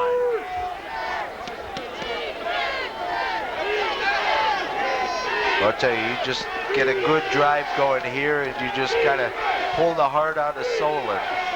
Ryan Davis is into the ball game, split to the near side. Brazes goes in motion, Whiting to throw. Being chased, and he fumbled the football. Ball is loose but recovered by Chardon. Looked like Eric Montgomery fell on the football back at the 25-yard line. Nope, that's Nick Goshi. Somehow corralled it with cast on hand. Yeah, I tell you, that's a big play, because that could have been a real hurter if they had lost the ball at this point in the field when you're down. You see Goshi out there helping block, makes the recovery. That definitely is a big break for Chardon that they kept possession there. Matt Anderson was the one that stripped the football for Solon. Now a 2nd down and 14 for the Hilltoppers. 5 minutes and 12 seconds to go, 3rd quarter. Whiting gets dragged down from behind. Coming in from up front was the nose tackle, Chris Wiggins, who dragged down Whiting. You can see you got the guards pulling there. Nobody picked up the man coming straight up the middle. You had both guards pulling to the outside. There was a blocking breakdown there somewhere or another, because you can't have a guy coming right from the middle of your defensive line there totally untouched. The Chardon offense is stalling now, going backwards. It's 3rd down and 19. Again, it's Davis. Wide to the near side. Montgomery is the wing. On the far side, backs are split. Montgomery goes in motion, and the right side of the Chardon line jumps. Kevin Platts, the tight end, leaned forward there, and that'll be another 5 yards, and Chardon continues to head in the wrong direction.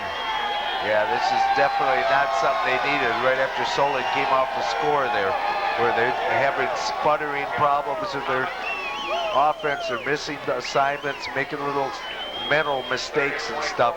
This is the time you got to dig deep. Here they need to pick up some of this yardage back. It's going to be tough to get the 1st down, but at least pick some of it up so your punter's got some room to get the ball off. 3rd down and a cab ride. 3rd and 24. Montgomery in motion. Whiting hands the ball off, and there's a gain of about 6 or 7 yards coming up off the bottom of the pile. That was Zach Brazes. And Dave Civic on the tackle for Solon, and the Solon faithful below up on their feet. A standing ovation, and rightly so, for this Solon defense. Yeah, now it's time for the Chardon defense to stick to the forefront here, and they're just going to have to establish, get the offense time to get settled down, get the ball right back for them so they can get on and start to work again. Gary Renner to punt. He stands at his 10. He's going to angle it to the other sideline this time and kind of squibs it down the middle. The ball will bounce, and Terrence Brown lets it go through his legs, and that could be a free ball. Ball is loose, and Chardon recovers. Chardon recovers that ball, and coming up to make the play for the Hilltoppers was Brad Crow, right through the legs, right through the wicket of Terrence Brown, and the rush was on. Yeah, that's the thing. I don't know if he touched it initially. We'll try to see here if he actually did touch it, or it was the next guy that touched it, but it came alive. No, it did touch his hands. You can see it just glance off his hands. Good replay there. And Chardon gets the big break. This is something they really needed here. Wow, that's huge. So the Hilltoppers get the ball back at the 24-yard line of Solon, and you talk about a deflator for the Solon defense, who did their job on the last drive, only to have the ball turned over to Chardon by the special teams. 1st down and 10. Brazes goes in motion.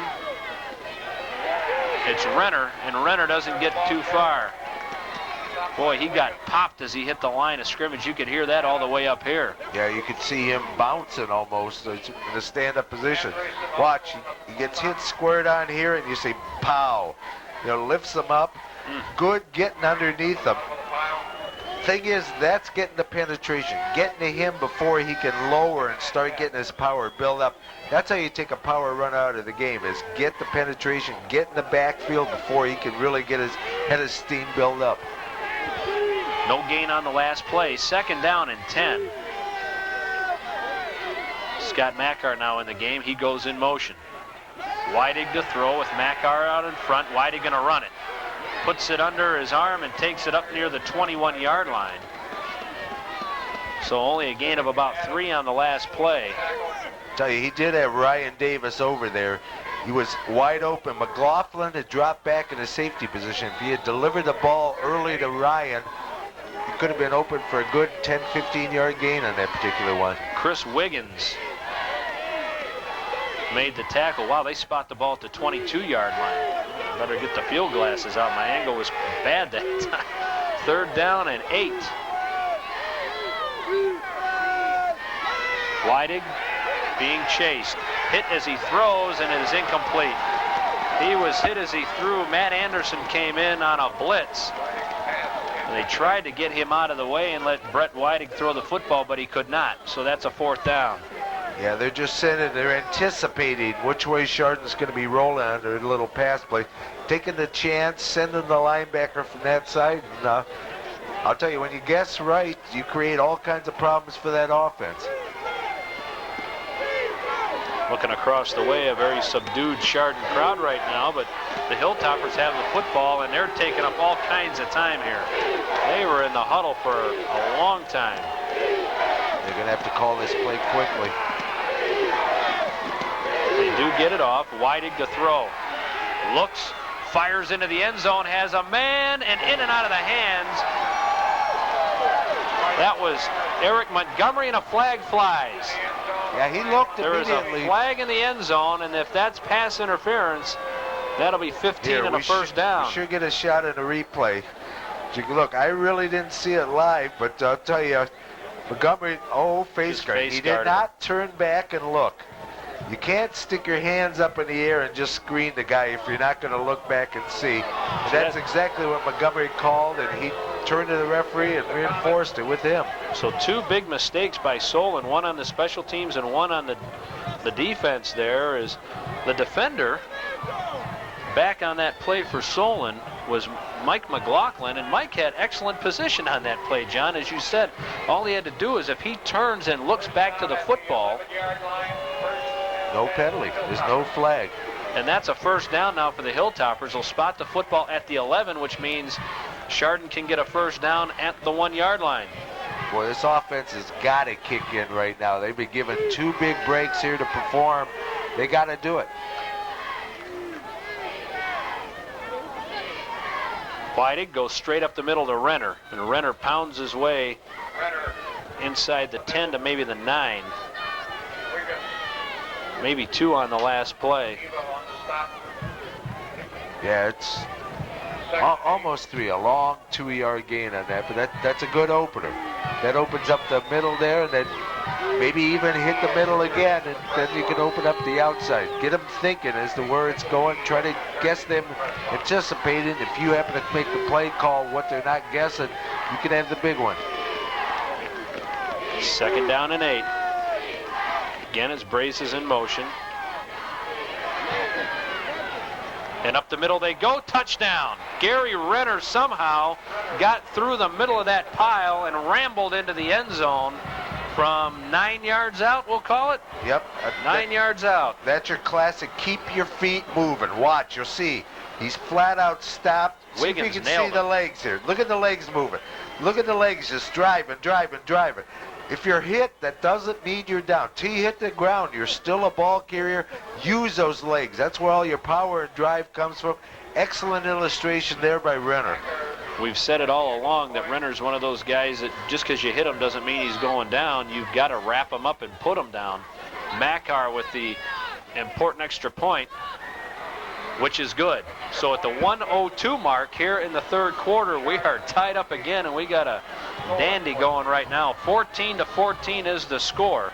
And while we've got a little bit of time, we ought to tell you about some of our sponsors: Troy Innovative Instruments, Inc., Boswick's True Value Hardware, Security Federal Savings and Loan Association, Quay Buick and Suzuki, Friedaball Well Drilling Company, Clemson Excavating, Bill Spear, Chrysler Plymouth Inc., A.J. Goulder Electric Company, Sitco helping out with this broadcast, Chardon Dairy Queen, Quality Auto Group, Lawson Ford and Mercury, Ken's Transport Incorporated, all these people helping out with this broadcast tonight, as well as Waste Management of Ohio Western Reserve, Howder's Lawn and Sports Center, Connecticut, Chuckle Chevrolet, Geo, and Pontiac, the Chardon Eagles, Junction Auto Sales, and Newman, Leary, and Bryce.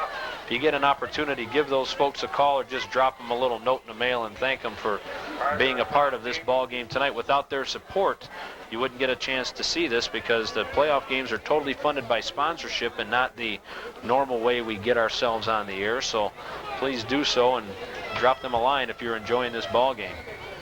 I tell you, I'm enjoying this ball game, Craig. This is excellently played ball. This is playoff pitch. It's exactly what you want. Two teams that just match up so well together, as you can see by the scoreboard. 14-14, 1 minute left in the third quarter. It's awful nerve-wracking, though. It's not good for a guy my age to get all that wound up. That's right. Yesterday, we should have done it yesterday, right? That's right. Makar set to kick off, and a squib line drive right down the middle into the hands of Carter. Oh boy, Carter to the 30. Look at the speed as he comes across the 40 and up to the 45-yard line before he's knocked out of bounds. Oh. Boy, it's like a bullet coming right out of a gun, Man, isn't he? Man. Just explodes up there. 53 seconds to go here in the third quarter. We are tied at 14. Craig Dees along with John Walsh. Our spotter is Red Jevnikar.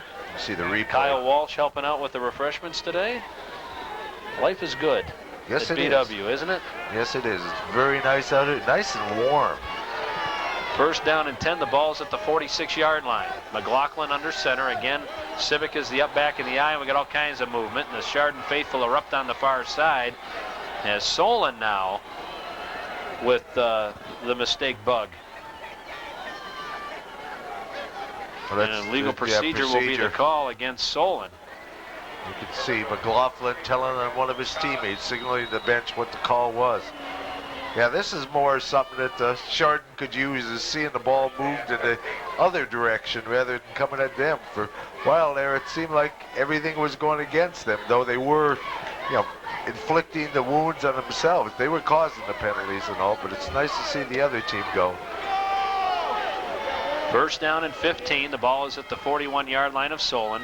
McLaughlin to throw. He's going to roll out. Flags fly as there's a hold, I think, or Goodwin was either held by Civic, and that is the preliminary calls. So that'll be another 10 yards. That pass was incomplete. So do you go second and 15, Coach, or do you go first down? And boy, the foul was way back behind the line of scrimmage, though. You could get 15 yards on this thing. I don't know. We're tied ball game. We're almost at 48 seconds left. You take the field position, and that's what Bob Doyle's doing, because the flag was dropped at the 39-yard line, which was a good 7 yards behind the line of scrimmage. That's like a 17-yard holding penalty all the way back now to the 29-yard line. Well, or 24-yard line, I'm sorry. I suppose if you had put it that way earlier, I said, yeah, of course you take the penalty. I didn't realize how far back that flag was flown.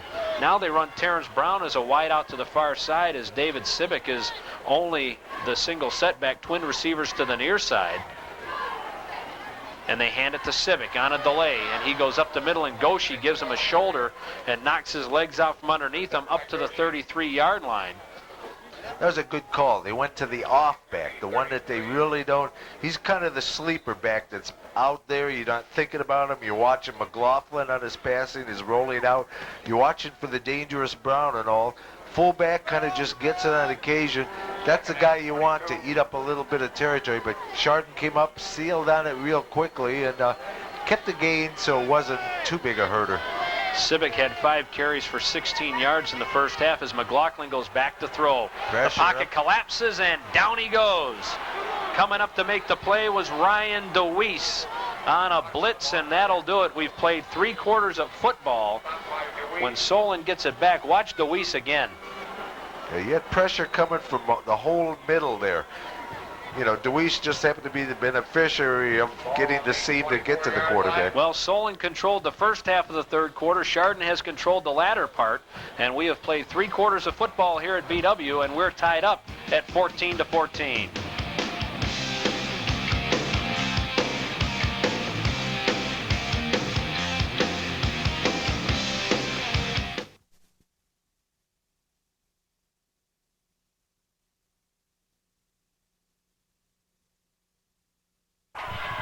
We begin quarter tied up at 14, 3rd down and 32. They air it out for Carter, and he's open, and Makar with a beautiful defensive play. Oh my.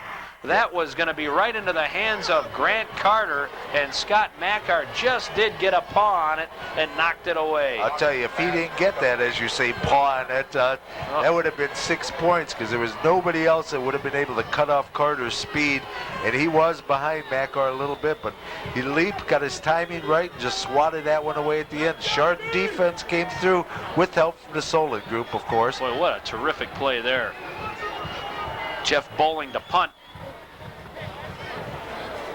And that will take a Solon bounce, and Mackar does the wise thing and gets the heck out of the way. Unfortunately for Chardon, takes a huge Solon roll on this icy turf, and they're going to let it continue to roll. And it's rolling. I don't know. Can you aid it by... They're wishing it another 5 yards. Well, they pretty much got 5 yards of that slow roll. At the 6, that was a huge punt. I don't know exactly where the ball was because they moved the sticks already, but gee whiz, that was a 50, 60-yarder there. Well, all the way down to the 15-yard line, but the good news is Chardon's got the football back in all kinds of time, and with their ball-controlled offense, see if they can pop it into the end zone. 11:28 to go in the ball game. We're tied at 14. Yeah, but they got to get that offense moving again because it was sputtering. They finally got that touchdown in, but it really hasn't performed that well this half. They got to get it on track, start to generate the yardage like they can. I think the Solon defense has showed why they're 11-0 on this season. They have played very well tonight. First down and 10. It's Renner, and Renner just pushing people all the way up to the 25, close to the 26-yard line. That'll be, looks to be just shy of a first down. Watch him. He gets behind big Ken Hardesty, follows him. Look at Hardesty holding his block, driving 44, the inside linebacker off that. Pancake time. Renner just got off his tail and followed him right downfield for an excellent gain. Derek Adams in a lonely spot there as he was backpedaling and couldn't catch his balance, and he had big old Kent's 260 leaning on you. Second down, this is a great opportunity now. Second down and a yard. Anything you want. The whole offense, it looks like he's audibleizing here. The Solon defense makes a shift up front too as Mackar goes in motion. They run the left side, they put it on the deck, but they recover it. Oh, Gary Renner put it down, and it bounced right back up to him, and he covered it at the 35-yard line. Yeah, that was very fortunate. Hopefully we can see on the replay. Yep, it just bounces, but unfortunately it bounced out in front of him where he was able to pounce on it. And smart enough to pounce on it, not try to pick it up and run with it, because that could be disastrous also. Yeah, I don't think he was going to be doing that.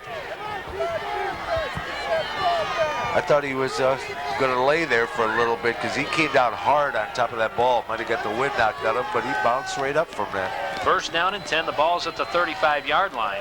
So Chardon with some breathing room now. Clock continues to run. 10 minutes and 15 seconds to go in the game. We're tied at 14. Whiting. Again, they hand it up the middle. And not much doing there. Maybe a gain of a yard. Yeah, that was about it. That was Renner once again. Tried to run it off that right side again. Solon just filled the gaps there, didn't allow it, took away, shot at Renner's feet, knocked him out from underneath him before he could really generate much of a head of steam. Leaned forward, got about his yard out of that. Second down, 9. Again, Chardon taking their time in the huddle. They've been called for a delay only one time tonight, but boy, it sure seems like they've been close. I don't know what the problem is. Yeah, they're like counting players or something. They did stop the clock with 9:52 to go. I don't know exactly what, but I saw two of them kind of poke it. No, Chardon called the timeout. On the far sideline, let me get the glasses out. It looks like Renner's having some equipment problems on the far side. They're doing something to him over there as he's got his hands on top of his head and they're poking around his chest. I'm not sure if his shoulder pads let loose or what. But the officials gave him the benefit of the doubt for a second or two, and then they said, well, if you want him in a game, you got to take a timeout, and that's what they chose to do. Well, hopefully they can get it fixed during this timeout and get him out there, or they just wasted a timeout. Yeah, you hate to take a timeout in this situation, but they obviously felt that they needed him in the ball game at that point. Yeah, I can't really get a view of what they're doing there. I can't either. All I see Dan Hoffman and Bob Doyle in there. They've got his jersey lifted up and now. They got it fixed, whatever it was. Wardrobe adjustments are made. We're ready to play ball again. Timeout for wardrobe adjustment. 2nd down and 9 now. The clock has stopped because of the timeout, so Chardon has used 1 timeout. Solon still has all 3 of theirs left. 2nd down and 9 for the Hilltoppers.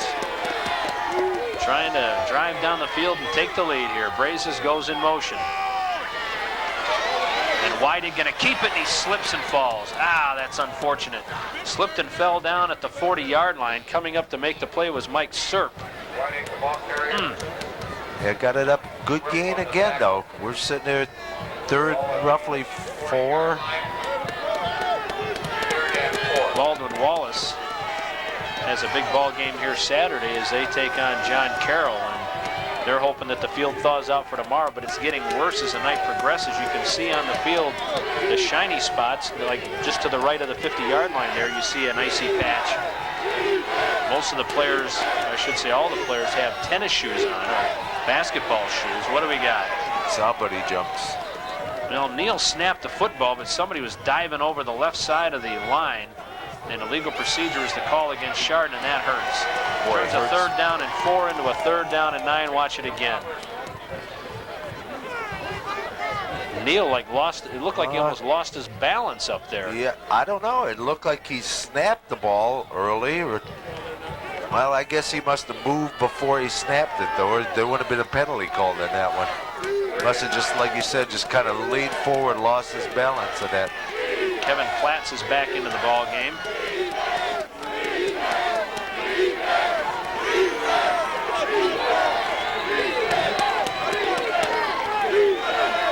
Third down and 9. Montgomery goes in motion. They fake the delay. Weidig rolls out, looks underneath. The pass is caught by Brazes. He's up to midfield, and he puts the ball on the deck, and it goes out of bounds, thankfully for Chardon, at the 47-yard line. Big play. I'll tell you, Chardon's getting the breaks now. That's like 3 fumbles here, and fortunately all of them are coming right back to one of their own players or out of bounds or whatever. How did he thread the needle on that pass? I don't know. I was kind of waiting to see who started running downfield. I wasn't sure if it was intercepted or caught from the vantage point we're at here. I tell you what, Zach looked like he was down when he dropped that ball. Both of his knees hitting, and the ball comes squirting out. Couldn't see if he was juggling it from behind, but on that replay certainly looked like he was down already. Yeah, but there wasn't a whistle blown, so I think if it had been recovered by a Solon player, it would have been their ball. You are correct. 1st down and 10. And we got movement again. I didn't really see movement. They're pointing like somebody on the right side of Chardon moved, but to be quite honest, I didn't see any movement. See if we can see something right here. Legal procedure is the call. There it was. There it is. Right guard. So that cost Chardon another 5. 1st down and 15 now. Yeah, you got to cut these penalties out. The offense is moving and stuff, but when you start making it rather than 10 yards for a 1st down, make it at 15, that becomes pretty much routine. You're going to eventually just stall where actually you are performing well. The ball is at the Chardon 48-yard line. 1st down and 10 now, or 1st and 15, excuse me. It's a quick hitter up the middle, and it's Renner again, and he got back to 5 yards plus 1. And that'll bring up a 2nd down and 9. So it was a nice 1st down run there by Gary Renner. Yeah, very much so. Like you said, that makes it just like your 1st down play was a 1-yard gain. That's respectable at least, getting back those 5 on the penalty. Yeah, they got to just establish something. Clock is working in their favor right now. You know, the way they sustain it, they're across the midfield stripe down to about the 46 with 8:25 left in the clock.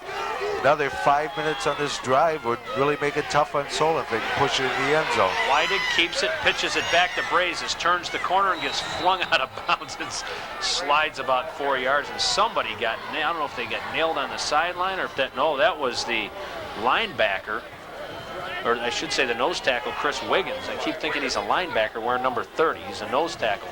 Wiggins waited and played the pitch well, and then went after Brazes. Probably got a good angle here. Ouch. Yeah, kind of, I'll tell you, that ground is hard. It's like playing on concrete out there. Just a wacky week for both of these schools, especially Chardon with no school trying to get everybody together for practices, trying to find a place to practice. Just a nightmarish week, but two teams playing pretty darn well. Renner left side bursts through the middle and is close to another first down, and I think he's got it down at the 22-yard line.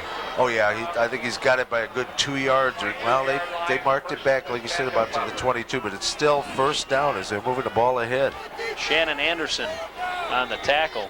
You know, one thing we talked to Bob Doyle about last week was the fact of the weight training that this team puts on, and exactly in situations like this, the fact that they get to the fourth quarter, they hope they've got the stamina and the strength to move the football against a darn good football team, and that's exactly what they're doing right here, and you wonder how much of a factor that is. Again, they go to Renner, and Renner ran right into Matt Anderson and might have got back to the line of scrimmage. Yeah, he did a good job doing that as he was hitting the backfield a little bit, just kind of lowered it rather than trying to break it for the big play. Just takes it, minimizes the damage that was done in that, getting back up to the line. Well, actually, I think they might have moved him ahead a couple inches or so. Well, this is a game of inches, and maybe they'll need that. Yeah, that could be the one. We'll still call it second down and 10. Coming up on 7 minutes and 15 seconds to go. Doshi is in at tight end on the right side. Brazes goes in motion. Weidig keeps it, pitches it to Brazes. Brazes is to the 20. Look at that collision down to the 16-yard line. And man, it hurts on a night like tonight. Todd Kranick was big also collision, there with Mike though, is Serp. his own teammate, Scott Mackar. As you see, Brazes come, Mackar's downfield block, and you see Brazes pow right into Mackar. Say, what are you doing here? Wait, we're wearing the same jerseys here. Can I back off? But Mackar was downfield doing his job, blocking as he should. That's what opens up the yardage for Brazes, the downfield blocking by his teammates. Third down and 4 from the 16. Chardon needs to get to the 12 for a first down. Renner is single setback behind Weidig. And it's Renner. Tries to turn the corner and doesn't get it. Coming up to make the play was Derek Adams. And he picked up a couple of yards there, all the way down to the 14-yard line. And now it's decision fourth time. down. Fourth down. What are you doing here? Scott Mackar comes into the ball game. I don't know if he's got a kicking tee in his hand or not. I would assume Chardon's he would. going to take a timeout. Yeah, they want to think about this one. All right, what do you think? I'm looking. Let's see where the. Let's see. We're 6 minutes left in the game. You know, Solon with that super speed and all that, they could just strike so quickly. You know, so time really isn't a factor here. It's the thing of, will 3 points win it, or do you need the 7? That's where the decision's going. Quite honestly, you've got a little rough angle for Mackar. 31-yard attempt would be the play. He's going to have to pull the ball a little bit over to his left, being a right-footed kicker. It's not a real easy kick from that hash mark. It's a little easier from the other side. I don't know. It looks. I don't know what team he's got on the field right now. Since you got both Montgomery, who's the holder, you got Mackar, and both of them are on the field routinely anyhow. It's hard to tell if he's got his kicking team out there or not. I think he's going for it, though. It'll be fourth down and 2 yards to go, long 2. And that's the way it looks. Chardon's going to give it a go here. 6 minutes and 2 seconds left in the fourth quarter. Weidig going to keep it. Turns the corner. He's to the 10, He's to open. the 5. Touchdown! Well, oh my, what a play on fourth down and 2. They were looking Renner up the middle all the way, John, and Weidig kept it and sprinted into the end zone. well, there's no question that was the right decision, wasn't it? Just like we thought. Incredible, yeah. And I think the placement on the field for the field goal was the deciding factor in that one, where it was a tough angle. When you get in that close and you got it on the far hash mark, it's tough to kick there because it like magnifies the tightness of those goalposts up there. Excellent play call, though, by Coach Doyle. Scott Mackar in to attempt the point after. And the kick is good. So at the 5:57 mark, but we do have a flag. No, I don't think the kick was. I think they waved off the kick. Wow. It was no good. Is that See exciting what the flag or what? is. Procedure, Chardon. Chardon's first lead of the night comes at the 5:57 mark here in the fourth quarter. Now Scott Mackar will put the football down at the 15. So in essence, it becomes a 25-yard field goal.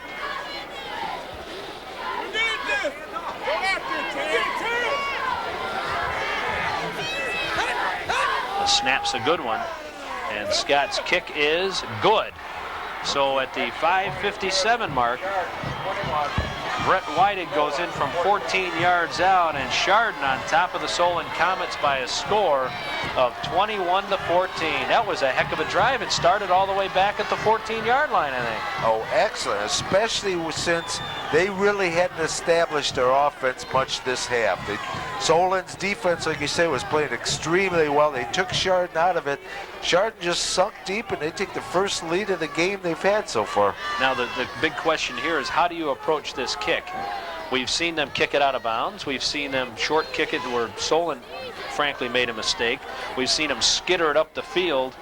And anytime Solon's had a chance to return it, they've picked up significant yardage and started in excellent field position. What do you do now? I think I'd run it along the ground. Somehow get one of the up men. Kick it on the ground towards one of the up guys. Give it to them on the 35, 40-yard line. That's fine.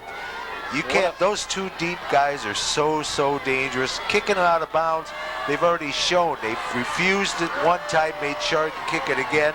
Fortunately for Chardon, they get the break that time as one of the up men knocked it out of bounds. The last time they skittered that ball, Grant picked it up and brought it all the way to midfield. Well, Did you get really crazy here with an onside kick? No. And give them the ball anyway at the 45-yard line. They've been starting there all day. No, I think you try to kick it, get like your number 7, or I can't see what the number 30 over here. Try to kick it, get those guys a handle. Aim it so it kind of bounces their way where they really don't have any choice. Brown and Carter back deep, and again they kick it toward the sideline. Taken by an up man at the 30, and he is up near the 38, 39-yard line, and that's where the Solon Comets will take over. They've got 5 minutes and 55 seconds to go in the game, and they trail by 7. I think that's the right decision there, though. You may give up maybe 10 yards more than you really want to on the kick, but it's guaranteed that you're not going to get burnt for the big one. You're giving up a little bit of yardage. It's more conservative and all. But I'll tell you, those deep guys with their blazing speed are just so dangerous. Grant Carter comes split to the near side. Joe Edwards to the far side. I formation behind McLaughlin. They hand the ball to Brown. Straight up the gut he goes, and he falls forward to near the 46-yard line. So a gain of 7 on the play. Nick Goshi comes up off the bottom of the pile for Chardon. Yeah, they kind of did that roundabout. Almost made it look like it was going to be an end sweep. Then they cut it back. Gets a great cut it off a guard almost, the left guard position there for Solon. It's kind of a winding. That's getting people to commit and respect the speed of Brown outside while opening up the hole towards the interior line. 2nd down and 3. They run the option. McLaughlin wishes he pitched it because he loses yardage. Ryan DeWeese knocked him down all the way back to the 43-yard line. And I'll Huge tell you, defensive play there. Watch, Beeler is sealing. You see him coming up, taking care of Brown. You see it right there in your picture there. That's what set that play up. You force McLaughlin to take that ball, you know, and he didn't have any other option. DeWeese settled in on the guy he was supposed to settle in on. Beeler came up, took the guy he was supposed to contain. That's the way to stop an option play. 3rd down and about 5. Ball's at the 43-yard line. Big play here for the Chardon defense. McLaughlin hands it to Brown. Straight up the gut. He's got the first down and more. He's into Chardon territory with a fine move. Montgomery falls down, and Brown goes by him for a touchdown. Oh, my. Goodness, that just shows the explosiveness of him. He's got start. You know, all of a sudden he goes from a dead stop there, and just the jets turn on, and he just outpowers you with pure speed. As you see that just leg, little dip inside, get the guy to commit on that, and just outburn him to the end zone. Wow, a minute and 30 seconds later, Solon has an opportunity to tie the ball game. Terrence Brown rumbles 57 yards and used the icy surface and knowing where he was going to his advantage. So Eric Montgomery tried to cruise over there just to get in his way and then ended up slipping and falling down. The extra point attempt by Bradley is a huge one. and the line drive kick is through. So at the 4:27 mark here in the ball game, we are tied up at 21-21. So Chardon's first lead of the game doesn't last all that long. No, but I tell you that we got one whale of a ball game here. You can see him. Gosh, he just pretty much comes to almost a straight stop 2-3 times. Just keeps cutting, weeding his way. A lot of that is induced by them respecting his speed. You see Montgomery kind of just wheels back, looking for the cut back there, and then he just got that instant burst where he just accelerates so rapidly, straight in from the first step on. So Chardon will get the football back with plenty of time left, 4 minutes, 27 seconds to go. One timeout left for Chardon. But like you said, 4.5 minutes, that's enough time to get it down there. You don't want to give it too much time because, well, Brown showed you right there what Solon could do on just one play. Todd Bradley to kick off. Back deep for Chardon. Scott Mackar is back along with Zach Brazes.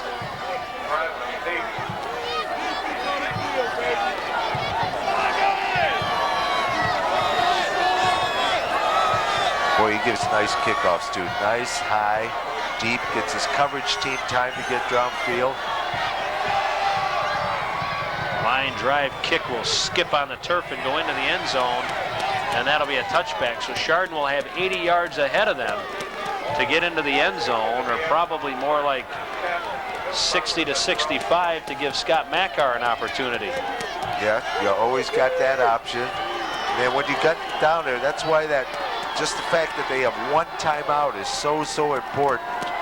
Because you always like to keep that one for that field goal attempt. Either that, or depending on the situation, you might just burn a pass play, incomplete, stop the clock. It's always nice to have a luxury of 2 to 3 timeouts going into the final 4 minutes or so.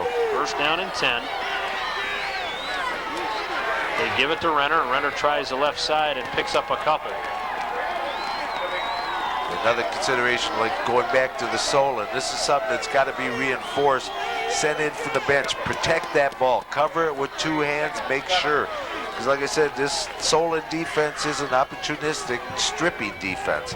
So you got to make sure that you don't make the mistake that could just give the ball right back to him. Good gain by Renner that time. Second down and 8 yards to go. Gain of 2 on the last play.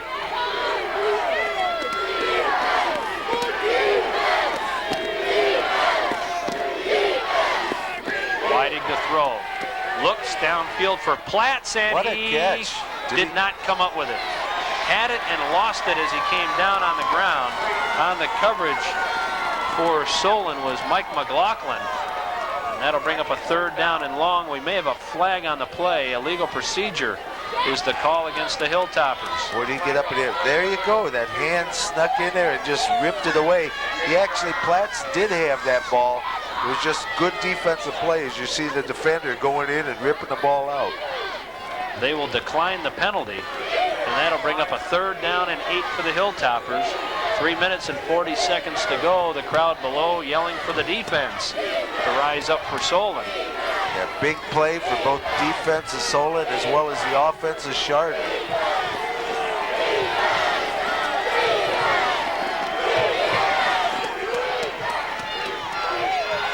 Whiting going to run the option. Pitches it back to Brazes. Tries to turn the corner and can't do it. Mike Zerp came up and made the play. And a punting situation coming up for Solon. Yeah, you're going to have to get a good one here.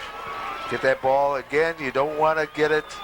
Height is probably more important than distance. A good 20, 25-yard punt that's got plenty of hang time where you get the coverage and not allow the big return is probably better than a longer line drive kick, as you got number 1 and number 7, McLaughlin and Terrence Brown back deep.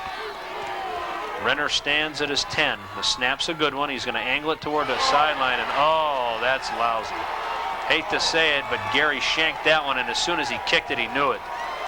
That ball is going to go out of bounds all the way down to the 32-yard line, and when you've got a Todd Bradley on the bench for Solon, as your kicker. You're not too far out of field goal range there.